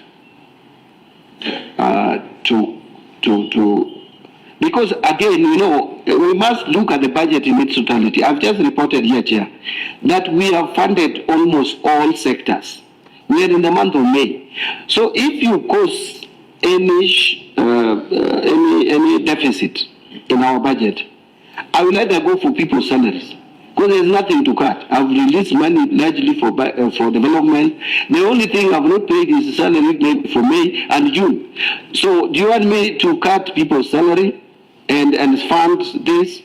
And you see, when you are also subsidizing, you must look at it in the economic in totality. There is tomorrow. If we use the entire fuel subsidy in 1 month, what happened the following month? Yeah? If you subsidize 100%, what then happens the following month? No one will remember that you subsidized the previous month. If the following month jumps, the entire increase is absorbed by the economy. It would not be good. So that is why we have been very careful. In terms of where our fuel comes from, we have 3 oil marketing companies. There is Saudi Aramco. There is what we call ADNOC, Abu Dhabi National Oil Company. Then we have ENOC, Emirates National Oil Company. Now, Emirates National Oil Company has been sourcing for oil from UAE and their surrounding, and also ADNOC, Saudi Aramco from Saudi Arabia. Now, I think that to me answers it. We don't have to go to the geography of that region to understand what's happening. But even assuming it is the case, are we not aware that even in Saudi Arabia there is disruption? That some refineries have been hit by Iran, that in UAE, that refineries have been hit. In fact, it will take months. I said even after the war, there will be a period of recovery. Let's say 4 months, for these refineries to be fixed. And the fuel prices across the globe have gone up. Even if you source for fuel from wherever, India or wherever, the only advantage we have today, Chairman, is that we have a contract with these oil marketing companies. And that is why I tell people, anyone who is telling us to discontinue G2G now is actually a murderer. He wants to kill this economy completely. It's like a suicide bomber. Because this is not the time to discontinue a contract you already have. In fact, these companies would be very glad to terminate the contract now, because they are not making much money out of this arrangement. So this is not the time to say, let us liberalize, let anyone who wants. What if no one comes to supply us with fuel? You will see dry pumps, and that's not what we want. So to me, I treat some of these comments by our friend, you are the people who spoiled him and made him emeritus. He's a former chairman. So the former chairman, I think I take his comments as political. I don't want so much. On SHA, enhancing the budget to 20 billion from 19.1, yeah. But again, actually the requirement is about 30 billion, I agree. But because of competing needs, you have education to fund, you have other areas to fund, you have security to fund. So we have to balance off this and just have some adequate financing. Also then some fertilizer, not enough because we have constrained fiscal space. Intern teachers, Honorable Naisula, yes, it is true. We are actually we are confirming 20,000 intern teachers in this coming financial year, and we'll recruit about 24,000 intern teachers. Subsidies mostly on crops and livestock, and not livestock. Yeah, sometimes I agree that we pay a lot of attention on crops and we forget about livestock and others. But I can see we have some intervention on livestock, not enough on artificial insemination and others, and also blue economy. We have some intervention on the blue economy. But I've taken your comment positively. We probably need to look at that much more. On pending bills, we have the committee has completed its work. 235 billion of pending bills have been approved for payment. About 80 billion have already been paid. 155 billion yet to be paid. The 80 billion under the road sector.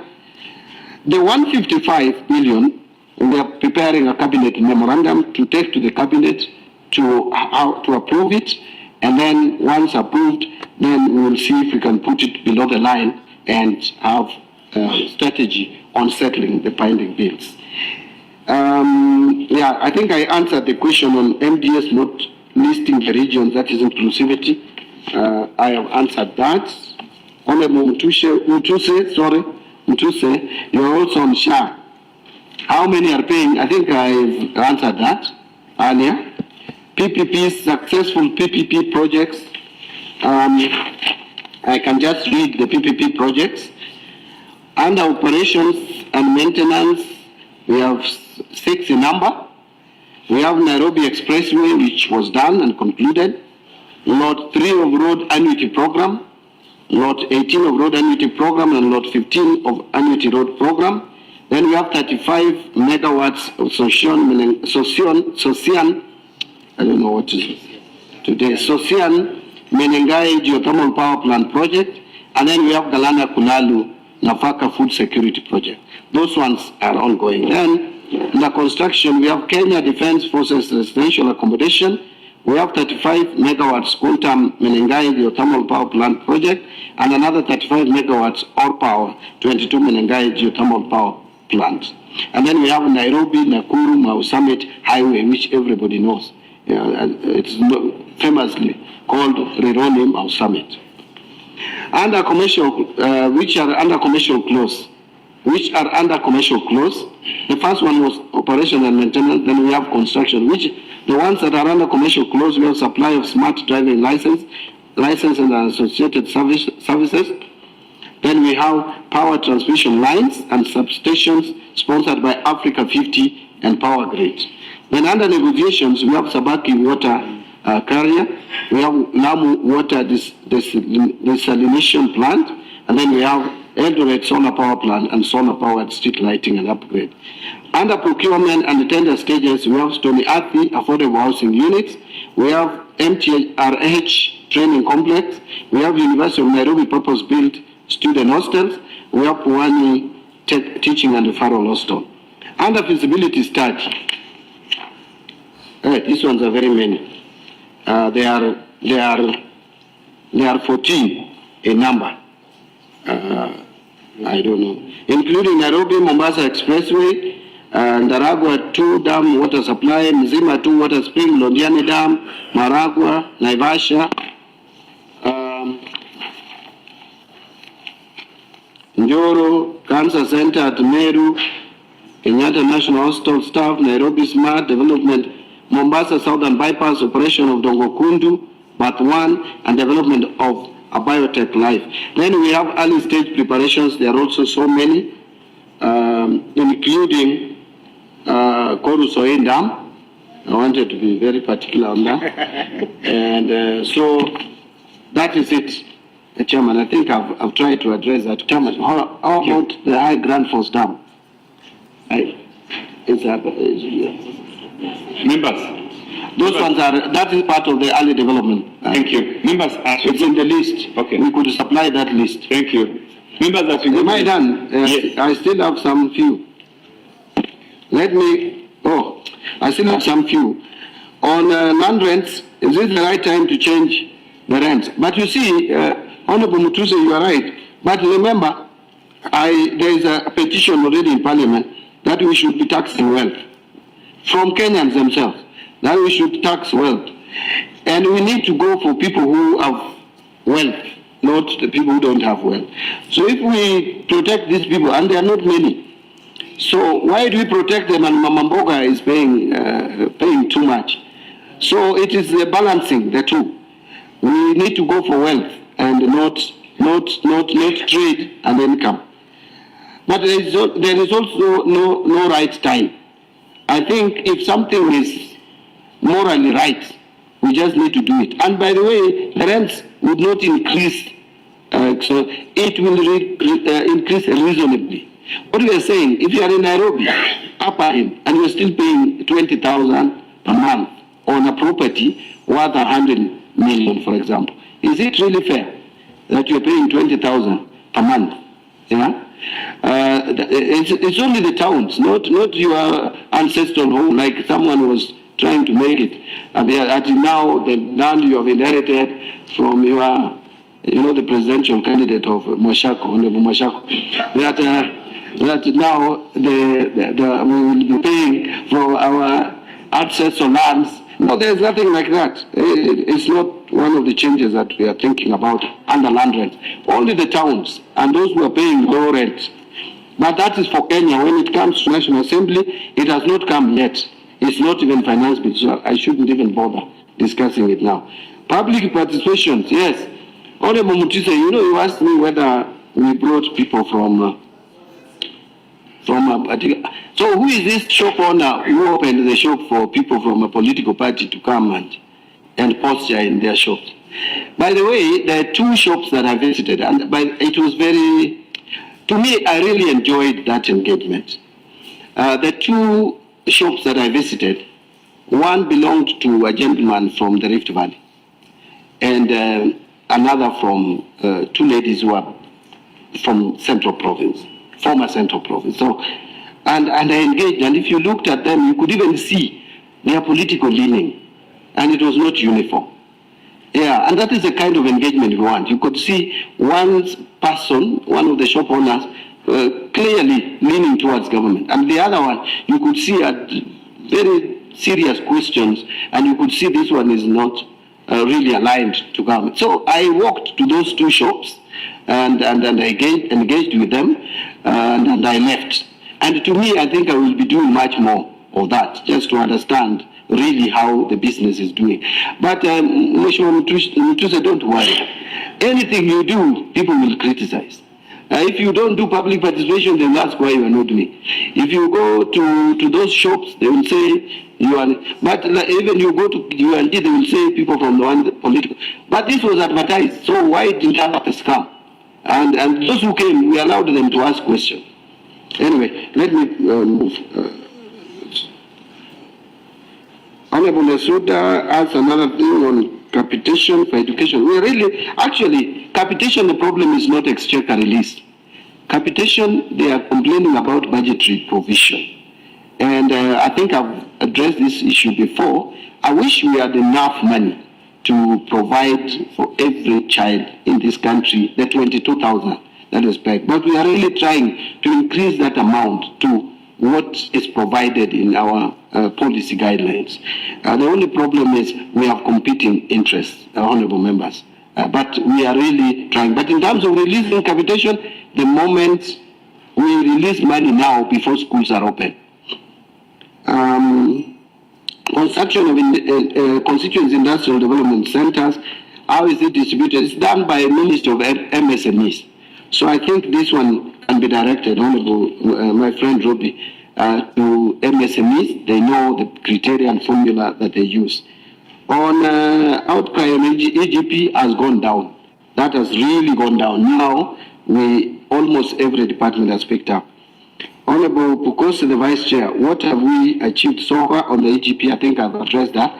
But when I have committed myself on EGP, Treasury single account, I will come, and all the reforms that we have initiated, I will come with a more comprehensive report to the National Assembly on the 11th of June.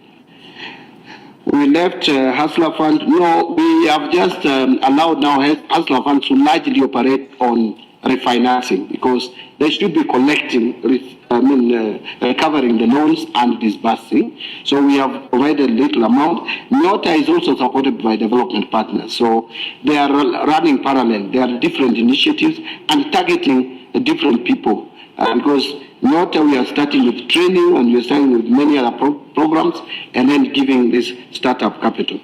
KRA investment, I think I answered that. Auditor General pointed out the weaknesses in internal audit of KRA.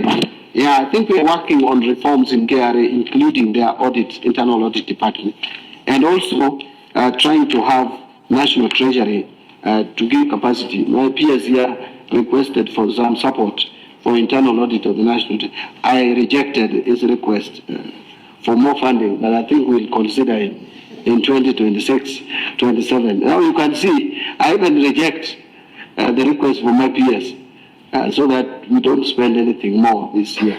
And that shows you we are doing something to consolidate on fiscal consolidation. I think I will end there. Thank you, Waziri. Just to inform you that the Honorable Mashako has two presidential candidates. One in Linda Wananchi, another one in United Opposition. In the next 2 months, we'll make a decision on which one to support. But he's likely to come to broad-based government. So when you see him, treat him very well. Members, before I allow more questions, I want us to agree that you don't ask questions which have been asked. Yeah, so that we make progress. So let's start with the Honorable Dr. Lilian Gogo.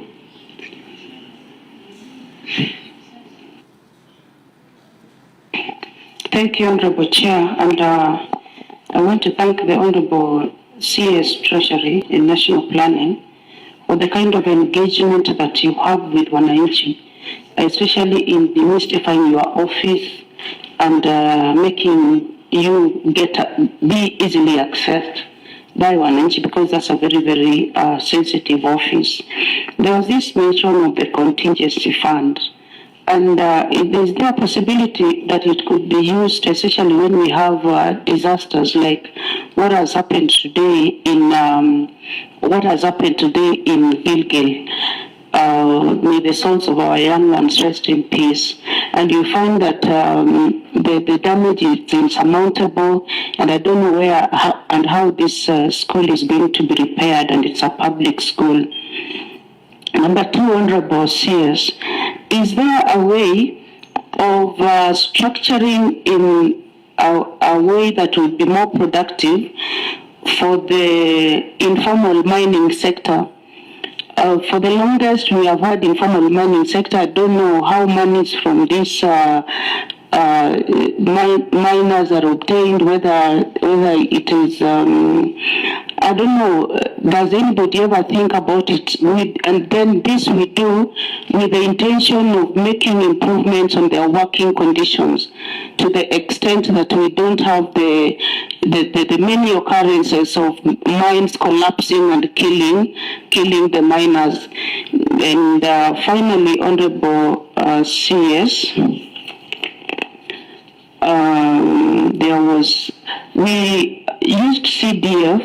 we used CDF to do so many of ICT hubs, and most of them are just lying idle in the constituencies. I don't know what could be done about this. I thank you. Thank you. Waziri on NAMICO, that is the agency that's in charge of mining. We noted that they have zero development allocation. Maybe you need to respond. You may need to respond to that as we progress. The Honorable Dr. Babu Owino. Then from there we go to you. All of you will ask questions, members. Thank you very much, Chairman. Waziri, I want to ask a question on fuel. If you look at our geography, the map of Iran and other countries, you find that after Iran on your left, you get there's Qatar, then there's Bahrain, then there's United Arab Emirates, then again there's also Iraq at the top. Then further left, you get Saudi Arabia. Then we are being told, Waziri, by the government, that the reason why there's an increment in fuel prices is because the Strait of Hormuz has been bombed, and therefore transportation of fuel is not possible. When you look at the Strait of Hormuz on the map, it is attached to Iran. Kenya gets its fuel from Iraq. The major supplier of fuel that we receive is from Iraq, which is on the farthest left, surrounded by the Red Sea and the Arabian Sea.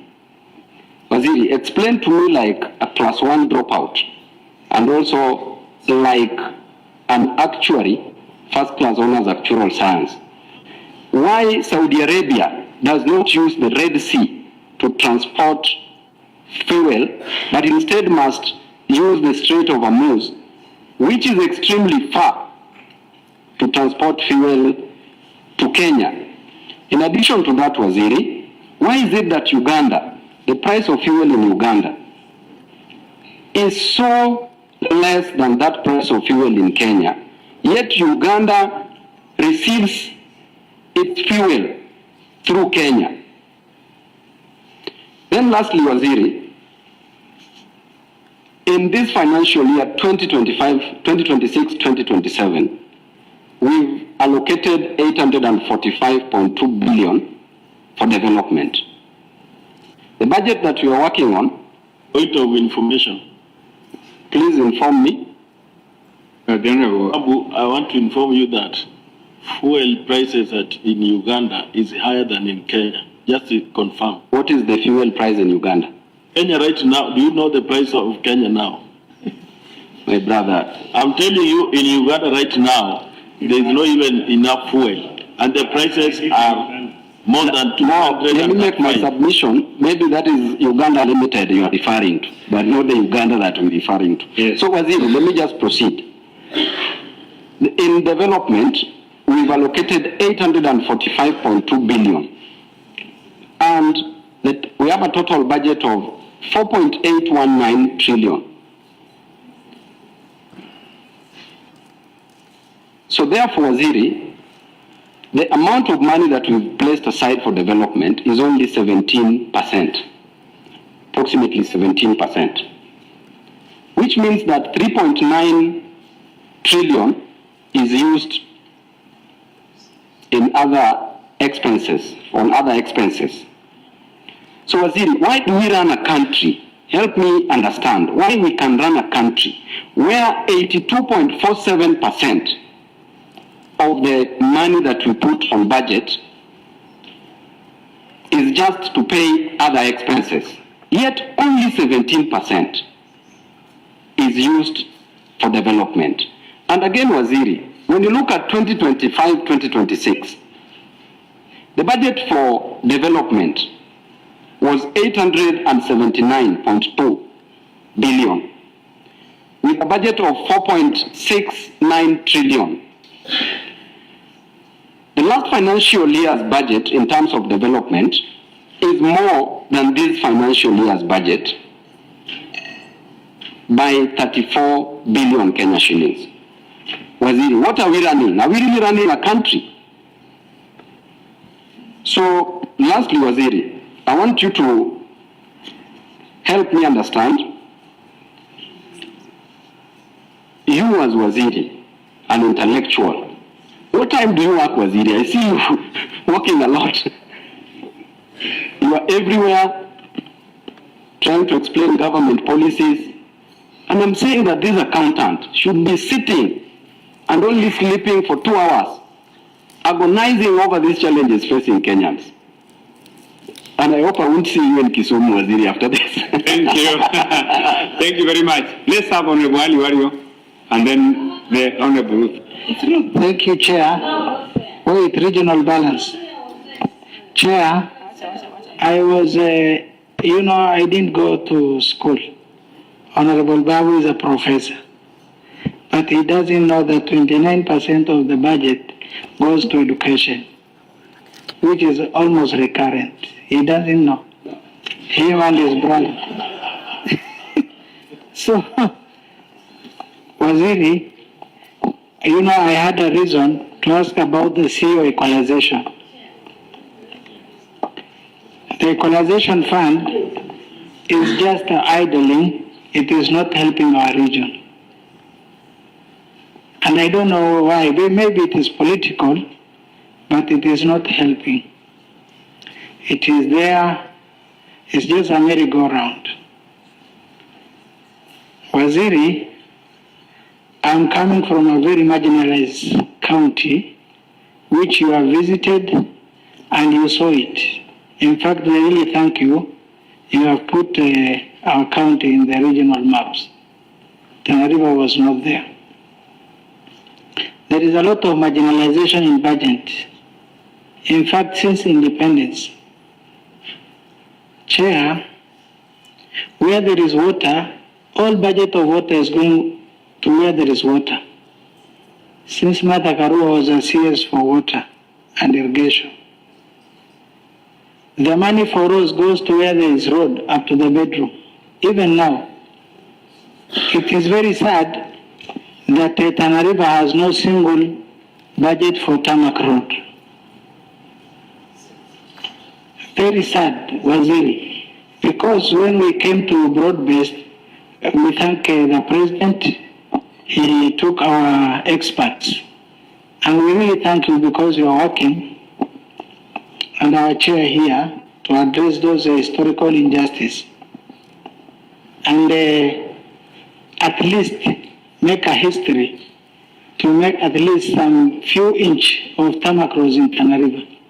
If we see today the Department for Roads presented the budget, and they say there is a reallocation of 2.96 billion for roads, for equitable distribution of low volumes seal tarmac road. We requested for the list because we expect all regions to be taxed. It is sad that I have my chair from broad-based and the CS when Tana River is not in that list. It will be very sad and shameful to us. So I want that equity to happen, or if not possible, the entire equalization fund should be reallocated to tarmac roads in our regions. Because it is not useful, it is not helping. Because one time, the chair was here, the entire, before broad-based, the political parties fund was removed. I proposed that some of the money from equalization fund to be moved to fund the activity of political parties, because this country is run through political parties.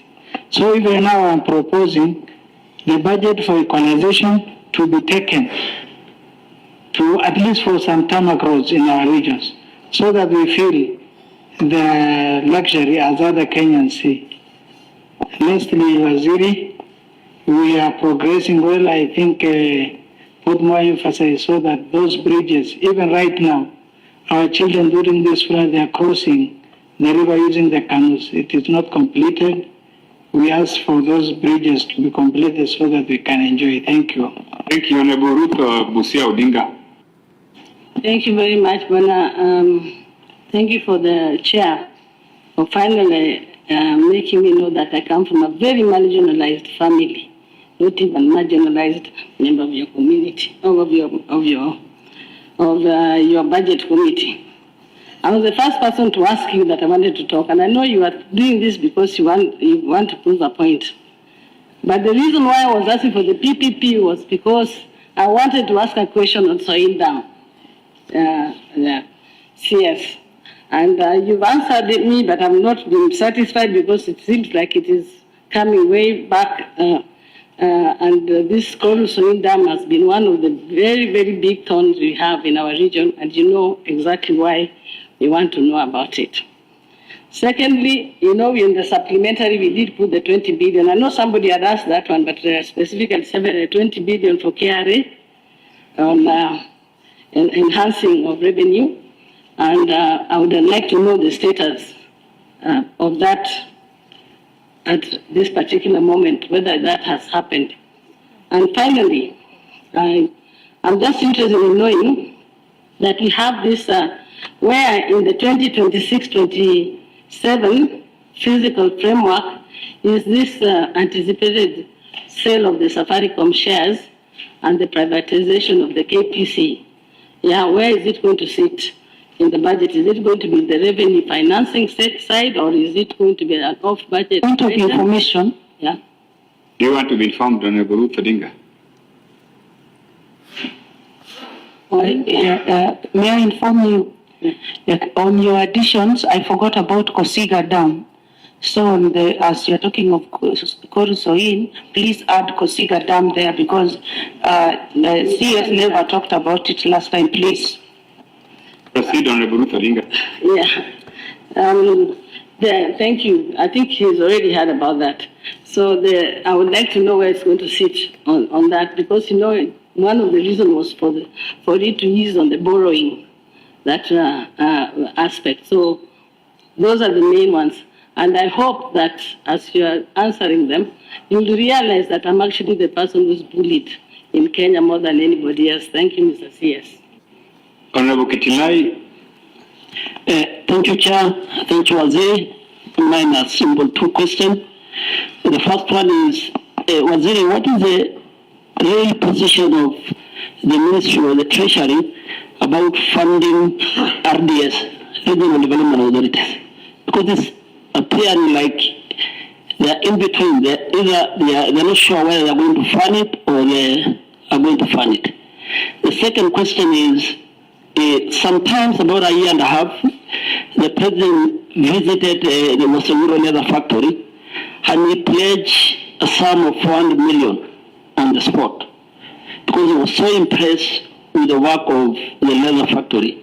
And I can see the leather factory and the same communication or presidential directive was, we follow it up at the OP and it was communicated in the Treasury by hopes. And I can see you allocated 44 million and we have been accused even by villagers, because he made a declaration at an announcement at a public rally that the Treasury is not implementing presidential directive.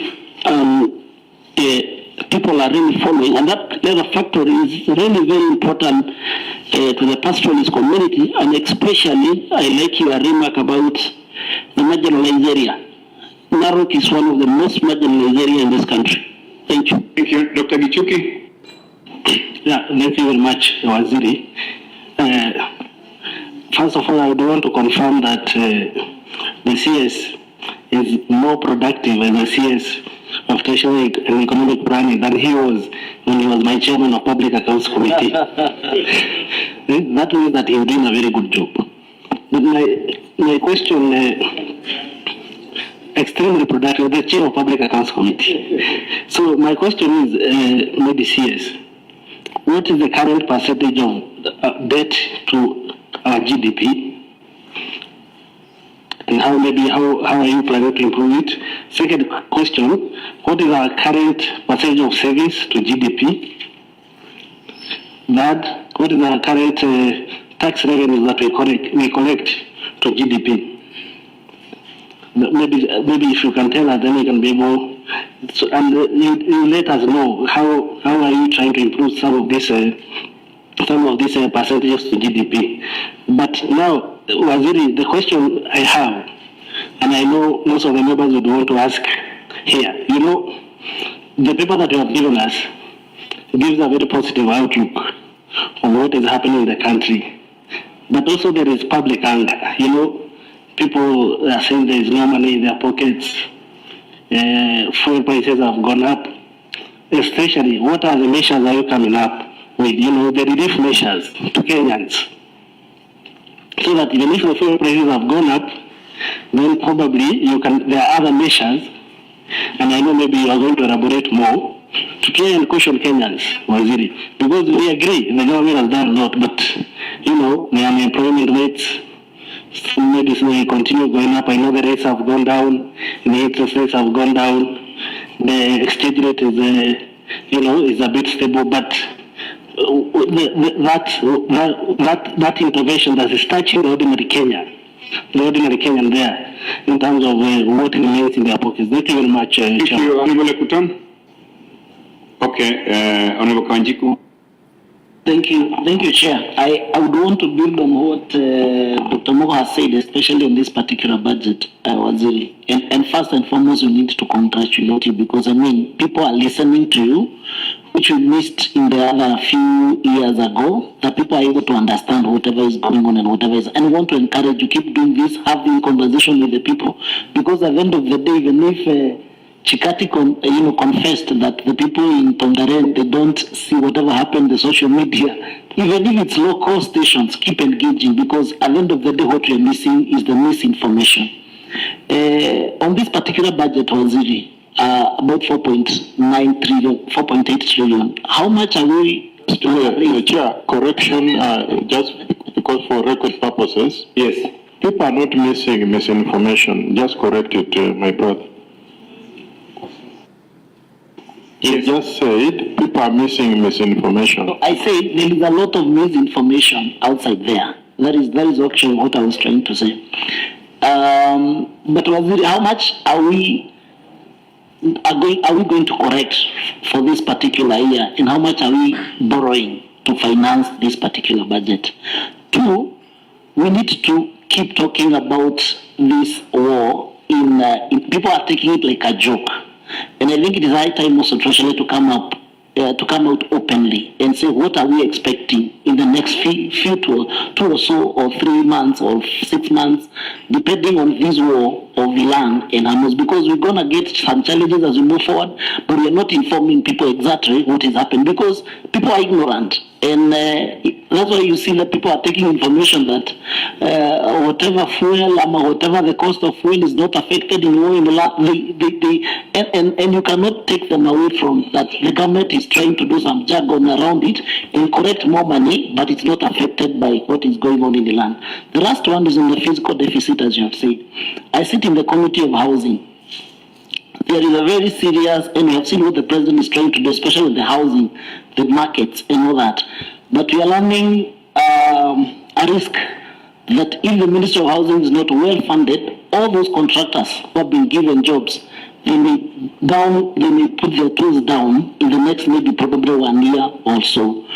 And there is a very big appetite from the Ministry of Housing seeking to be added 150 billion shillings out of whatever you have allocated them or whatever you have increased. So what we tend to do, because they are saying, if this is not factored in this physical space and in this budget, they will not be able to fund, they will not be able to pay contractors. And probably the works that they have, contracts that they have given out, maybe probably so many contractors will have to put their tools down because they cannot continue funding. So what do you intend to do? Are we going to find another crisis in the next 2 or 3 months, and maybe something that we could have factored in within this budget? Thank you very much, Honorable Aseka. And lastly, we'll have Honorable Mashako, and then we close. Thank you, Chair. Thank you, CS. We are proud of you as our expert in the broad-based government. I have 2 questions. One, do we have a vote called Cabinet Secretary?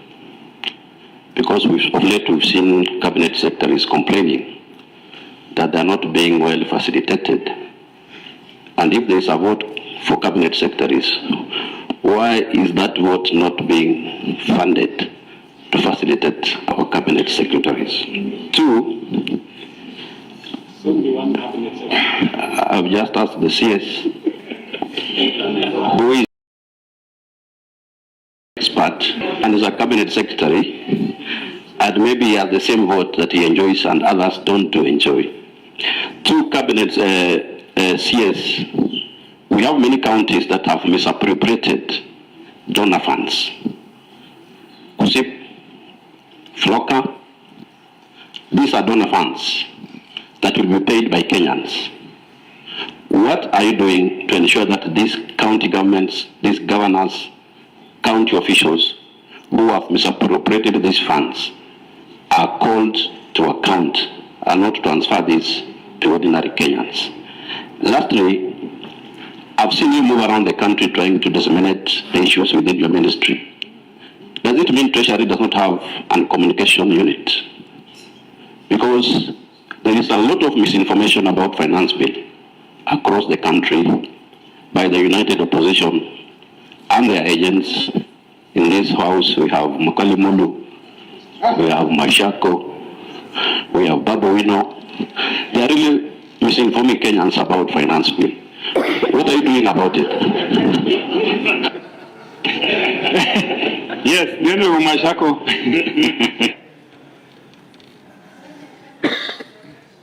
I need my security to be enhanced, Chair. You are safe. Thank you, Chair. Mine is a bit short. Fine. I congratulate the CS.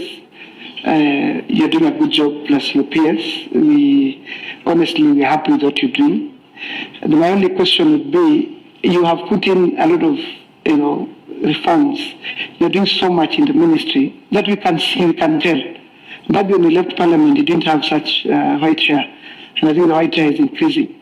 But I want to ask, how long should Kenyans expect relief in their pockets with the changes you're making in Treasury? As someone has alluded, Kenyans are they still feel burdened, they still feel the reforms are not translating to money in the pockets, particularly in reducing inequalities.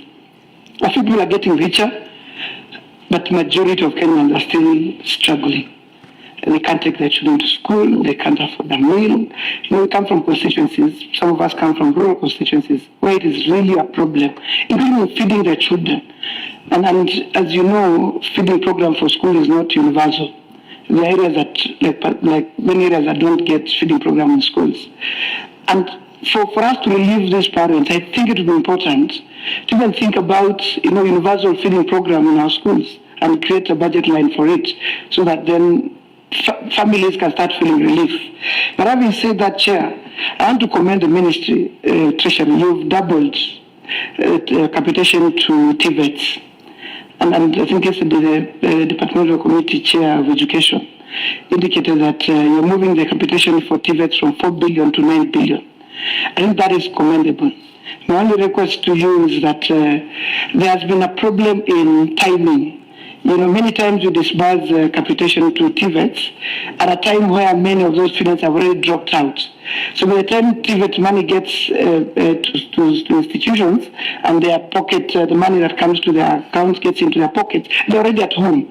So I'm requesting that the new budget cycle disburse this money in time, so that then we can have our children staying in school and learn, including help. We are aware that in August, September, we'll have our first years going to universities. Please provide that money in good time. Thank you, Chair. Thank you very much. Honorable Babu Wino has one question on county governments. I think let's allow him to ask, then we can close. Thank you, Chairman. Waziri, there was a cooperation that was signed between the national government and the county government of Nairobi. After the governor of Nairobi gave up his responsibilities to the national government, and Waziri, the national government, through the executive, did say that there's 80 billion Kenya shillings that was supposed to be donated to the county government of Nairobi. When we look at the current budget, Waziri, this 80 billion has not been budgeted for. Where is this money going to come from, or it was just a mere statement of puff or misrepresentation of facts?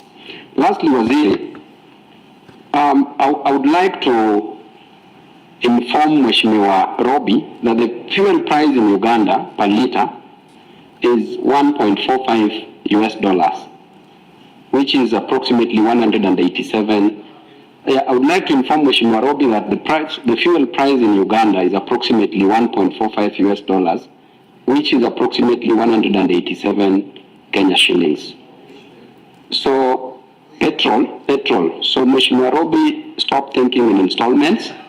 Lastly, Mheshimiwa Wario did. I didn't give you a chance to respond to your colleagues. I just said, Mheshimiwa, ask your questions and then the Treasury will respond. Yeah, you are giving the incoming governor a lot of the committee matters should not be allowed. The Honorable Waziri, I think now I want to give you the opportunity to respond to the questions. Chairman, Babu does not even visit Uganda. I was in Uganda over the weekend. there's a crisis in Uganda. Thank you. And the fuel, Thank you. I think and fuel pump is 260. let's allow the minister who is here with his team of experts to give us answers on the questions we have. If we begin to answer ourselves, I don't think we don't need to have the Treasury people coming here. Members, let's remain quiet and allow the CS, Dr. Gichuki, let's allow the CS to respond. I'll give you some space later. Maybe, Chair, as the CS answers, CS, you can also comment on the audit of the public debt. Because when you became the CS, you said that you commissioned or you asked for an audit on public debt. So you can mention. Dr. Gichuki, that is a matter in the domain of the Committee on Public Debt. I would like to ask that matter should be addressed elsewhere. Let us focus on the budget estimates, please. Waziri, please respond.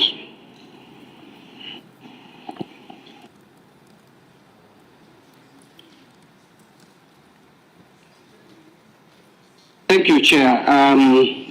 Chair Dr. Gogo, Lillian, and actually, I think the first one was a complimentary public participation. Maybe just to add on this public participation, that this year, I personally led public participation in a number of areas. For the wider Nyanza region, we did in Migori. The former Western Province, we did in Kakamega. The former Rift Valley Province was Nakuru. And we also did Eldoret, because you see Rift Valley is expansive. We did in Kiambu for the former Central Province, and then we did Meru for the former Eastern. We did Kilifi for the former Coast Province. Unfortunately, I did not do Northeastern. And also Nairobi we did in monetary studies. So it was very elaborate, and I wanted just to leave here that we are mobilizing people. It's very open, and one of the things that I made sure I did was that we got representation from all sectors. There is no single venue we went to where there was no National Chamber of Commerce present, and their top leadership, and the leadership of Boda Boda and the rest. And I was sitting in the audience, actually they were running the show.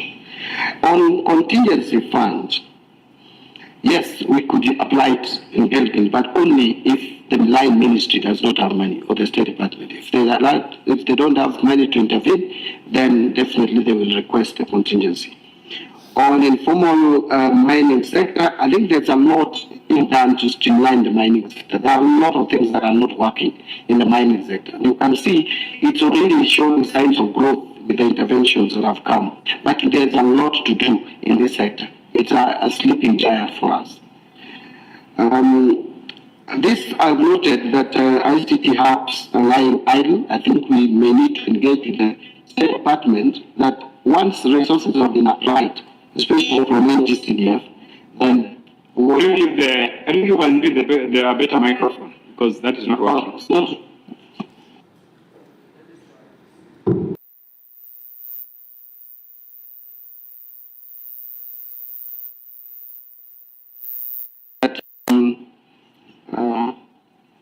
Yes, I was just saying that we are, I'm going to look into why the NGCDF funded ICT hubs have not been operationalized, or the line State Department is not operationalizing the same. Let me come to the questions raised by Honorable Babu Owino. And I'm happy that Honorable Babu said that I should lecture him like a standard one dropout, and I'm going to do exactly that. You know, I said you help me understand, not lecture, or help you understand. That I'll do that. I'll help you understand. Like, I know you are not a standard one dropout, but I'll do that. Now, you see, prices is a function of demand and supply. Basic economics. And by the way, let me first correct Honorable Babu. I've seen you together with your self-imposed party leader trying to scandalize, so to speak, the capacity and competence of an accountant in running National Treasury, and saying that accountant it should be a finance expert. For your information and his information, there is no finance expert who is not an accountant. Actually, for you to be a finance expert, you have to be an accountant. Before the 844, there was no finance option in the Faculty of Commerce. It used to be accounting. So you qualify as an accountant. And in accounting, you do all forms of finance, including public finance, corporate finance, and all the finances. So finance is actually a subset of accounting.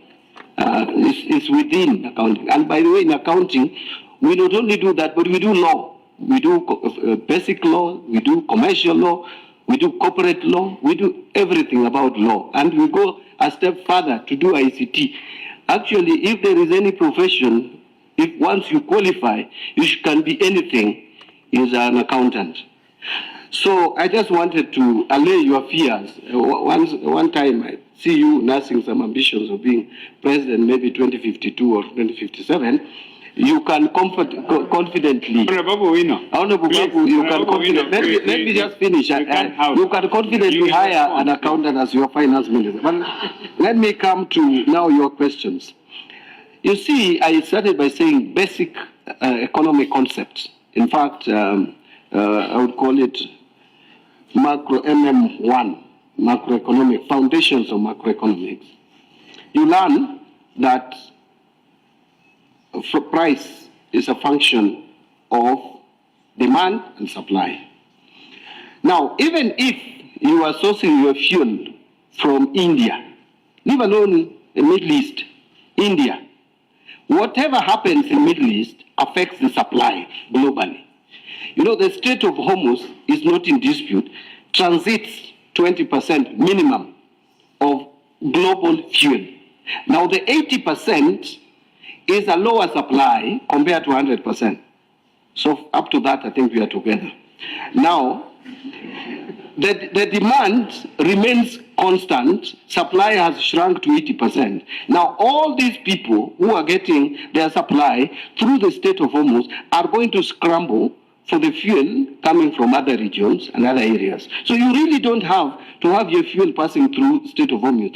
Actually, we have not said as a country that we cannot get our fuel because Strait of Hormuz has been blocked, because we know our fuel is passing through elsewhere. But the price now comes up because the demand remains constant. Supply has risen. The document. Honorable Wino, please. If Honorable Wino, we don't work in Parliament like that. When somebody is Honorable Wino, you don't have the floor. You will be given the floor later. I thought I was to explain to him like a third one. Now he's behaving like a professor. So, point of information. Let me come back. You can't inform him. Let him do his part. Then you will get a chance to respond. No, he's my friend. You know, Babu is my friend and my student in politics. So I was just explaining that you really don't have to have your fuel passing through Strait of Hormuz. What we are saying, Strait of Hormuz blocking has disrupted global supply of fuel anywhere, including the US. Okay? So that is the basic principle. Now that has led to global increase in prices, landing costs. Yeah? What comes here, they call it Platts cost. It comes here at a different price than what was there in February. So that explains why the prices have to go up. Now, price of fuel in Uganda, it should also be understood that I've done this comparison. I wish I carried my information. In April, the prices of fuel in Uganda was higher than Kenya. Now, and Mheshimiwa has come from there. The gap, the difference is not that much, even though Uganda, again, don't fix the prices. The price is allowed to fluctuate. But you see, let me tell you, the Ugandans, as an economy, their stock lags behind ours. So sometimes you may see that the price is still low, but in a month or two, it will jump and even be beyond Kenya. And I'm sure that is what Mheshimiwa has started to see. And I said it, in the month of May and going to June, you will see prices in Uganda higher than Kenya. There is no doubt about it. Kenyan economy is a bigger economy, we consume more, and as we have a storage of about 15 days, they have a storage of more, a longer period. So that is one reason. But I would also tell you, as a matter of fact, that their supply for fuel is not guaranteed because they have not gotten into this G2G arrangement. Many countries are now coming to Kenya to learn this G2G, which some of us are trying to fight. Now you have asked me a very good question, Honorable Babu. Why is it that development budget is consuming all, actually it is 751 billion. Last year it was 760. Why is it that we are consuming just a small portion of the budget in development expenditure and the budget is going up? Where has it gone to? One of the areas it has gone to is CFS. CFS is now taking 1.5 trillion, up from 1.36 trillion last year. Why? Because a lot of debts, you asked who has put us here. Who has put us here is actually one of your friends who has led this country. Because the debts that were taken, the expensive debts that were taken, particularly around 2015, 2016, 2017, is what has put us here. We have to pay that interest. We have no choice. We have no choice because debt is a first charge. So when I see some people say that someone left a functioning economy, far from it. Actually, I will tell you, IMF, and it is on record, predicted that Kenya was going to default in paying our debts. In 2022, 2021, they predicted that. Remember, you and I were in a meeting in Masai Lodge. What were we told? That this government would not survive for 3 months. Because he told us, and this is not a lie, that I know where I've left this country. Didn't he say that? So what was he telling us in short? That he had ruined the economy of this country. That he had messed the economy of this country.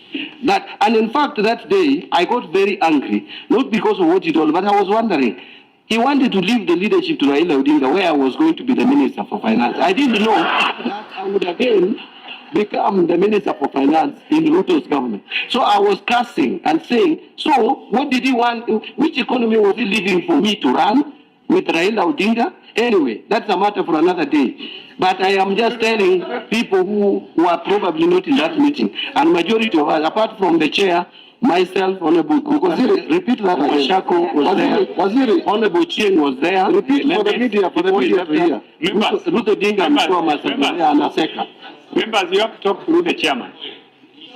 The tendency to just log in the microphone and talk without passing through me is illegal. It's not allowed. Yeah. If you want to talk, no, but chairman, come through me. Yes. Chairman, sorry. Let's allow the minister to continue. And the reason why, Chairman, I've gone this route, and it should be understood that I'm actually, it's not really a joke.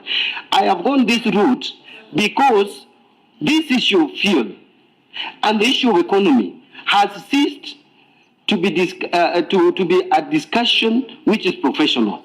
It is political. And I have also to lay bare the politics because I understand it. I have been there. I was there in Masai Lodge when we were told that don't worry, this government will not survive for 3 months. I knew that was a lie because there is no government that will have. So was the government, how could Kenya fail? It was not going to fail. We were going to have problems, but it was not going to fail. So I wanted just to remind Babu that remember our friend, my friend and your friend, told us that he messed the economy, in short. And so we are trying to correct it. We are trying to work around it. That is why we have removed the risk of default. The risk of this country defaulting. We have removed that to 2031. 2031. We have liability money 2027, 2028, and even 2032. It's only 2031 where you can still say we have some elements of risk. That is proper thinking. Now, in terms of what time do I work? You know, you must understand the role of a cabinet secretary. It's policy. Cabinet secretary, policy. I have 3 principal secretaries. The government is not mad and the people of Kenya to give me 3 principal secretaries to lead the technical departments. I have director generals, about 6 of them, very competent, qualified in their professions, helping me to work. Mine is to understand what they have already synthesized and bring to me, and we sit and think strategically. And I am a very fast learner, by the way. You bring the information, very fast I understand it. I don't need to sit the whole 7 days understanding what comes from my technical people.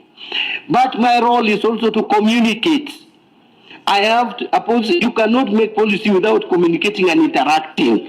How do you design policy for people you don't meet? I have to meet people everywhere, anywhere, in the villages, and I must demystify Treasury. Cannot just be about sitting on the 14th floor of the Treasury building. I went to Ali Wario's constituency, and that is when I realized that 100 million can make a big difference. It can save lives. I did not know that if I was just sitting at the National Treasury building. I went to the ground and people talked to me directly, Wazes and Wamama, crying how they have been losing their children as they cross to school. And that is why I proposed that we allocate resources, and I am sure we have even allocated more to complete those 2 bridges for Ali Wario in this budget. That is the kind of leadership that is required. My PS sits in the office with this technical team, occasionally comes out, but sits most of the time in the office.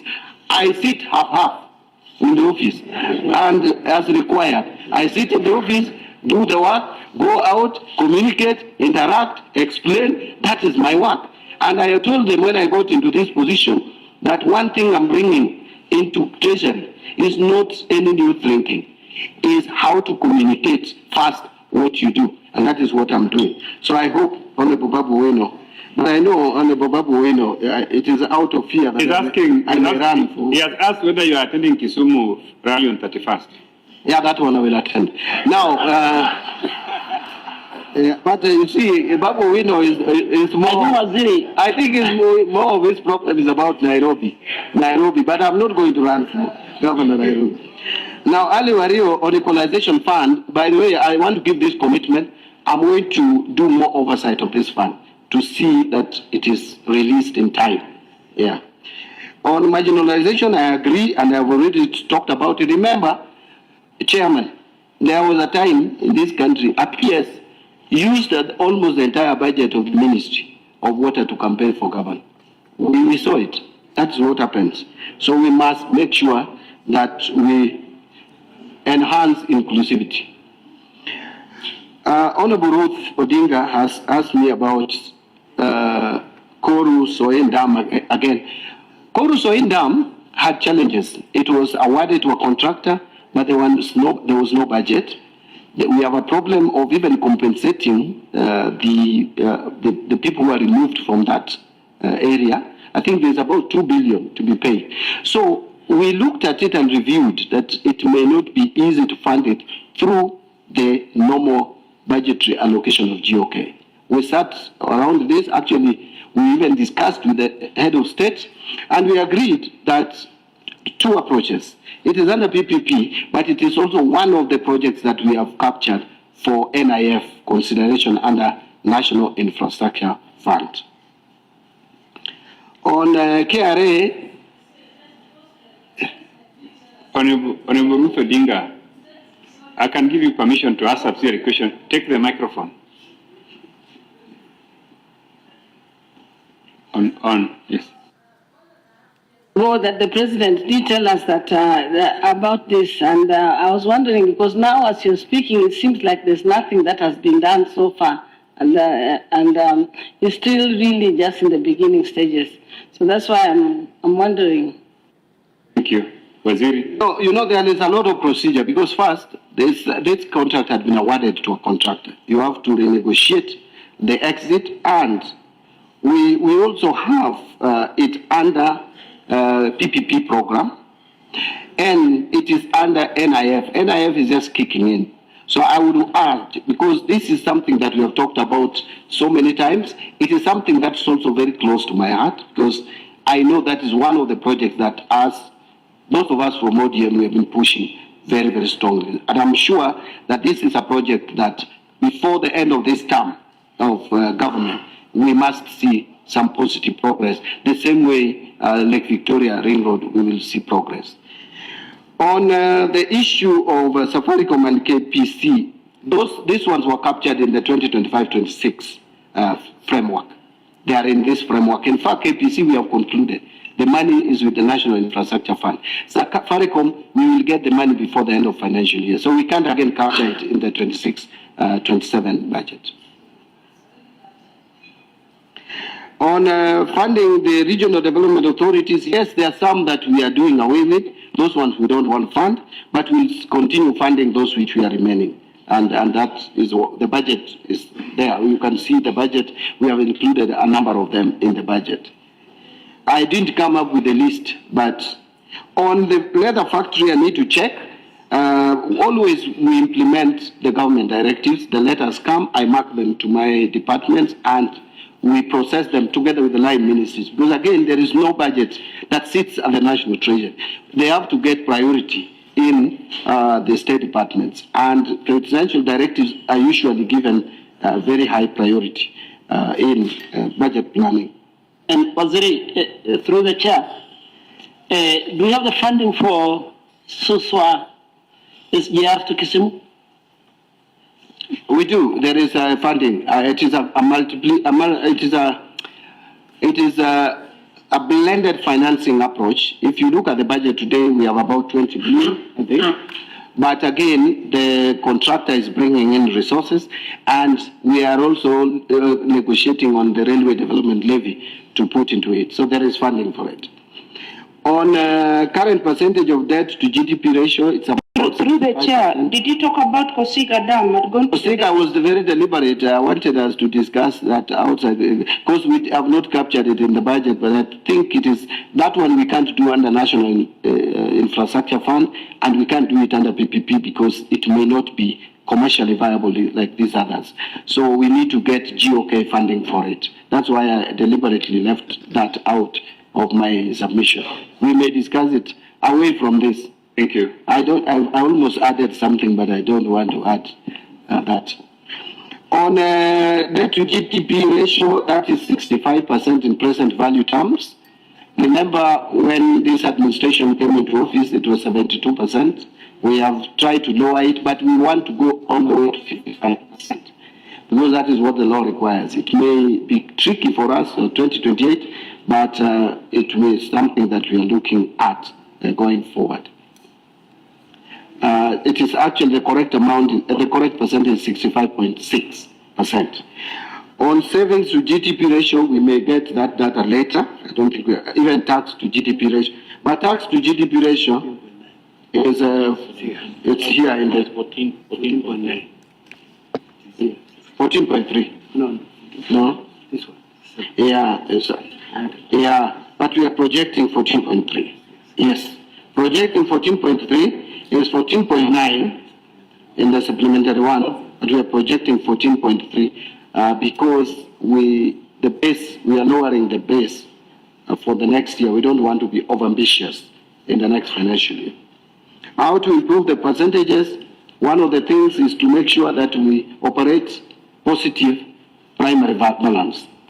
And I hope this committee will help me maintaining the budget to have a positive primary balance. We are ending the year with a negative primary balance, and that's not very good. Measures to put money in people's pockets. You know, this question keeps on coming, but it should be understood that now we are operating in very difficult times. But again, this government, I don't think there is any government which has faced the kind of challenges that this government has faced. Remember, someone was trying to compare the first 3 years of President Kibaki, first 3 years of President Uhuru, first 3 years of President Ruto. Allow me, Chair, if I'm not overstretching it, just to compare the three. President Kibaki was elected on the final last day of December 2002, and immediately was pronounced the president. That was it. Everybody accepted. Uhuru conceded defeat. Everything settled, and never bad situations until the political atmosphere became a bit charged after the referendum of 2005. So for about 3 years, he enjoyed absolute stability, no demonstrations. There was no major drought that I can remember. There was no war anywhere in the world that I can remember. Donors were very happy, came handy, everybody was coming in. Now, come to President Uhuru. President Uhuru Kenyatta came in 2013, and immediately was pronounced the president. We went to the Supreme Court, And once the Supreme Court made a verdict, remember, then Raila announced that I don't agree, but I will accept. And that was it. No demonstrations, no nothing, for about 3 years. In fact, the next demonstration that we had was when now we wanted to remove Hassan, Hassan Commission, IBC. Then Machozi Monday came in, kicked in. That was around 2016, 2017. And of course, we got them out. And of course, the economy had challenges. There was no major drought that I can remember. There was no world war or anything. Now come to President Ruto. It is true that Raila accepted after Supreme Court verdict. But immediately after that, we saw an opportunity. Cost of living was high. And of course, the cost of living didn't just get high. It was gradually getting high. And we put sufrias on our heads and went to the streets and fought in the streets, and the economy was disrupted, period. But remember, just before elections, Russia decided to hit Ukraine. And the effect of that war got pronounced as the year graduated into end of 2022, then 2023. So there was the Ukraine war. You add to the sufrias on our heads, demonstrations. Then came the finance bill, 2024, and the country almost became ungovernable. For 3 months, economy is shut and closed. And as if that is not enough, we then got the worst drought in 40 years, reported by weather people. In 40 years, the worst drought. But before the drought, there was flooding early 2025. Serious flooding in this country. Then came, you remember what happened in my Mayu, people died in my constituency, we lost lives, and it was reported everywhere. So, and it happened everywhere in the country. Then drought. Then now today, Trump, Israel decides to hit Iran. Iran decides to retaliate by doing the unthinkable. First, closing that Strait of Hormuz, which Honorable Babu thinks is not a major deal, and everybody else, including Wazungu, wanasema it's a big deal. And then, refineries, you belong to UAE. No one imagined that Iran would hit their neighbors, Iran. And they've hit their neighbors. And the supply is disrupted. Now, with all this, and now even the supply of fertilizer will be disrupted, by the way. We were lucky that this planting season, we had already imported fertilizer. What of now the next planting season? It is not something that is easy. I tell you, President Ruto has managed the difficult period any president would ever imagine. And no one seems to be appreciating that. Now, coming to money in people's pockets. So many people appreciate, but so many others also don't want us to believe. In fact, some of the people who imagine that they can lead this country, if they were put in positions of leadership as are now, we would be cursing. In fact, I think people would not even be eating. But remember, this government, because people's, how do you assess money in people's pockets? It's either the cost of goods. I mean, you have the same income with lower prices of commodities, or higher prices of commodities with higher income. Now, we have had challenges with the income because our economy is not producing enough jobs as it should. But it is because of what is happening even globally. You cannot create so many jobs in uncertainty. I read in this report that Nairobi Securities Exchange is showing now capital flight because of the war. People are cautious. Those investors are becoming more cautious. Everybody wants to wait and see approach. So that is not an economy that can produce so many jobs as would be expected. In a situation like the one we are in, you cannot create so many jobs. But again, Chair, hasn't the government done something about cost of commodities? The cost of basic commodities, especially food, we have tried in the basic food commodities. We have tried to intervene, fertilizer, seeds, and you can see the prices even with this disruption worldwide. At least locally, I don't see the price of unga going up. Sahi, Kenyans would be all over in the streets complaining about food. We are complaining about fuel, but not food today. Why? Because of government interventions. Yes, you can talk of weather. How many times have we had good weather before? Have we had a prolonged period where supply of food is never challenged like ours? Look at what we have done on the macros. To the extent now, banks had started giving more loans to the private sector. It was improving. It was coming up. Why it not been for this disruption? And even now, still the debt uptake, credit to private sector is still not affected so much. So a lot is happening. A lot needs to happen. But again, we must understand where we are, the environment where we are. And I've addressed the issue of fuel prices before, and that is the case. How much are we going to collect, Honorable Kawanjiku? I think that is provided here in the statistics. Ordinary revenue, we will be collecting about 2.985 trillion. And total revenue, 3.629 trillion. 644 will be appropriations in aid. And how much debt? We are projecting about 1.1 trillion. Why? Because expenditure has gone up to 4.785 trillion. A lot of it because of CFS. Debts, a lot of debts, interest are now falling due. Need to inform people appropriately, yes.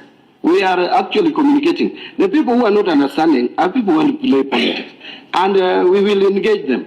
Kenya, in the fullness of time, Kenyans will understand us. Some of us are ready to explain to Kenyans and give them the truth and facts as they are. Yeah? We are struggling as a government with all these problems, but still you see a lot happening in the country. We don't have stalled roads anymore, as it were. I have a road in my constituency, Chair, and you know it. That road was awarded in 2020. By the time this government came into office, even 7 kilometers had not been done. 7 had not been done. Right now, that road has progressed to 28 kilometers in a period of 1.5 years. Yeah, and it is happening in many places. They will tell you roads that are stalled. How many markets are we doing in every county? 18 minimum. Almost all counties in the country. 18 markets coming up. Affordable housing are coming up. You and I and many members here come from the blue economy region. How much investment has this government put in blue economy, including of buyers, including of the landing sites and many others, and investment in coffee sector, investment in tea sector, investment in milk sector.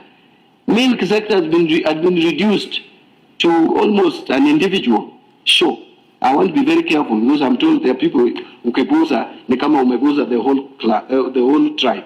I didn't know that when you talk about some individuals in the whole tribe. They don't have some people. They don't have their reps here. Yeah, thank you. Committee. No, but Kenyans out there, they may start misunderstanding what I say. To me, if you touch me, the Subas or those will not come out. But there are some people you touch, one person like this, the whole community is up and down. So anyway, that is how life is. Maybe this is animal farm. Some are more equal than others. On housing, we will discuss with the housing sector.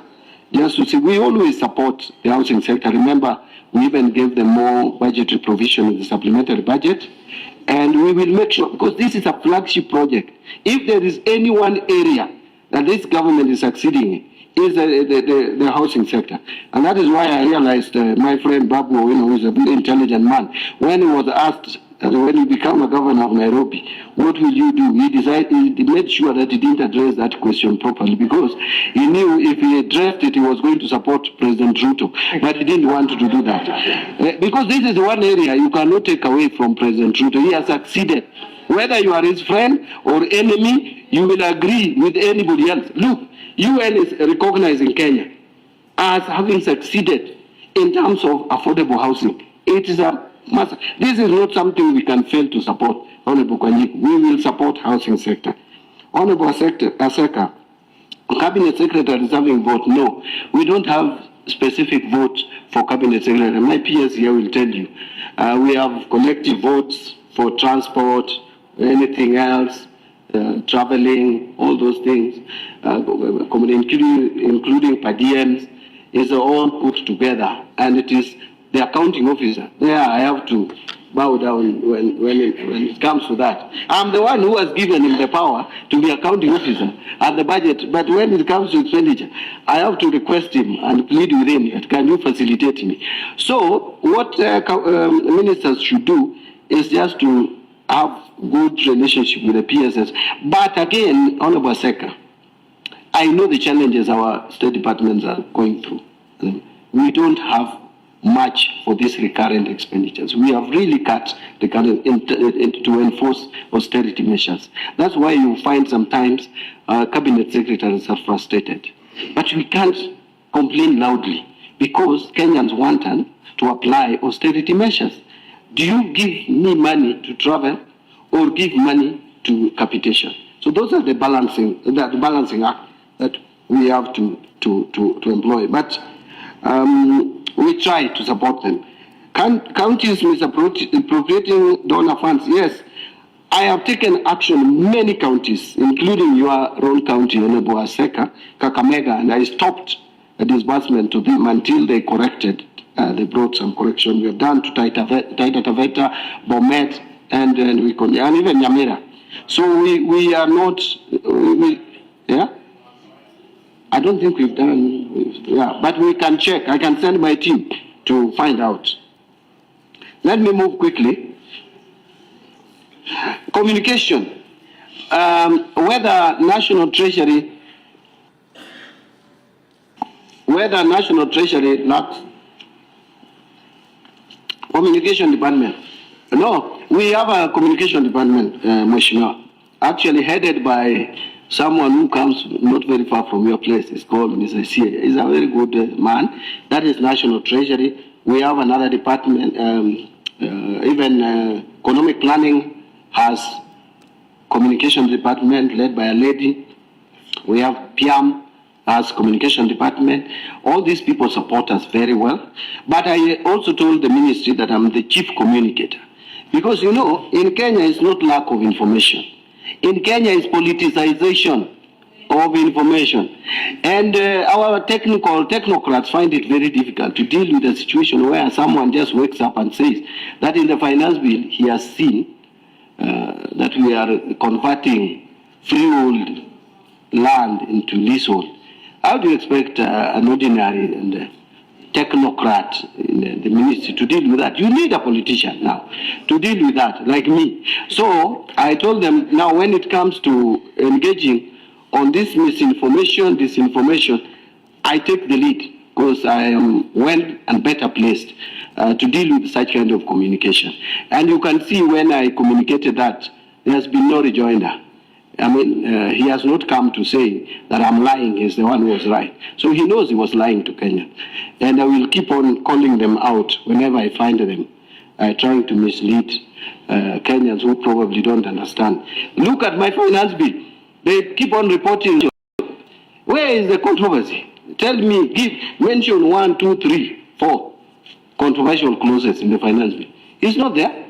It's an imagination, fiction, bringing things that are not there, just to hype emotions, incite people, leading to 24th, is it 24th or 25th memorial? You know, that is what they are working on. They want to disrupt my finance bill on reading of my budget statement on 11, but I'll deal with them. 11th, I must read, because I have a duty to Kenyans to read my budget highlights without any interruption. So I will make sure it is read without any interruption. And after reading it without any interruption, we will tell them, now you can deal with your politics of commemorating the day.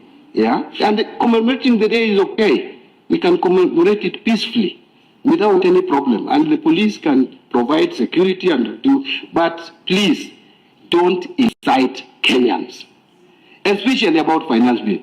What is it in this finance bill that would warrant someone to stand? You have read it, members of parliament. What is in it? Why don't you tell me 1, 2, 3? If you ask them, they will look at you like this. No one is telling you anything wrong with the finance bill.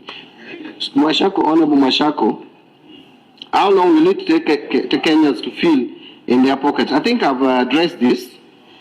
and to be able to feed their children. But you'll agree with me, Honorable Mashako, that the government has really tried, like the cost of basic commodities.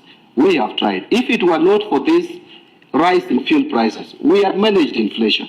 Down from 9.6 to now it was 4, actually it went to 2.7 inflation.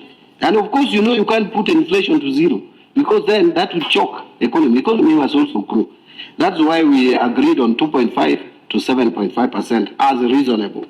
In terms of TVET, we have just provided 8.2 billion this financial year, and we will disburse it. Once you approve, we'll disburse. Honorable Babu, on cooperation between national and Nairobi County government, I think I may come with a better answer for this, but I know that we will be funding through line ministries some activities, but there is on sewerage we are providing about 2.5 billion, if I'm not wrong. I'm done. Now the last one is audits or public debt. You see, what I said is I asked the Auditor General, because that is our mandate, to audit public audit. And he came, public debt, sorry, to the audit public debt. He came at entry meeting with us, and I left it to her. The law does not allow me to control that office. In fact, I cannot even ask her where is that public debt audit. It is Parliament that can request her to make public what she has found. If she is still progressing, she will report. You have more powers, by the way, than me. You can write to her to ask her to avail that report. But I know she has done the public debt audit of our debt, so that we remove this notion being peddled around by Safena leadership and others that our debt is opaque. Yet you go to the Treasury website, it is there. Our debt, everything is there. Even what we are going to take, the debt we are adding this year is there, next year is there. And we are really working to make sure that we go for cheaper debt. Chair, it would interest this committee to know that we are getting the first samurai bond, isn't it? I hope in a matter of days. And it is much cheaper looking at the costing of that debt. So we are looking at possibility of exploring other cheaper debts compared to previous years. Let me stop there, Chair. Thank you. Thank you. Members, you will agree with everyone here that the team from Treasury has done very, very well. Yes. And they are satisfied us with all the answers that we wanted. And therefore, the only thing left is for us to discharge them until so they can go and focus on other responsibilities.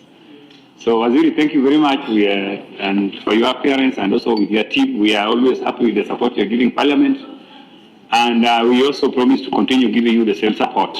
Thank you. The meeting is adjourned.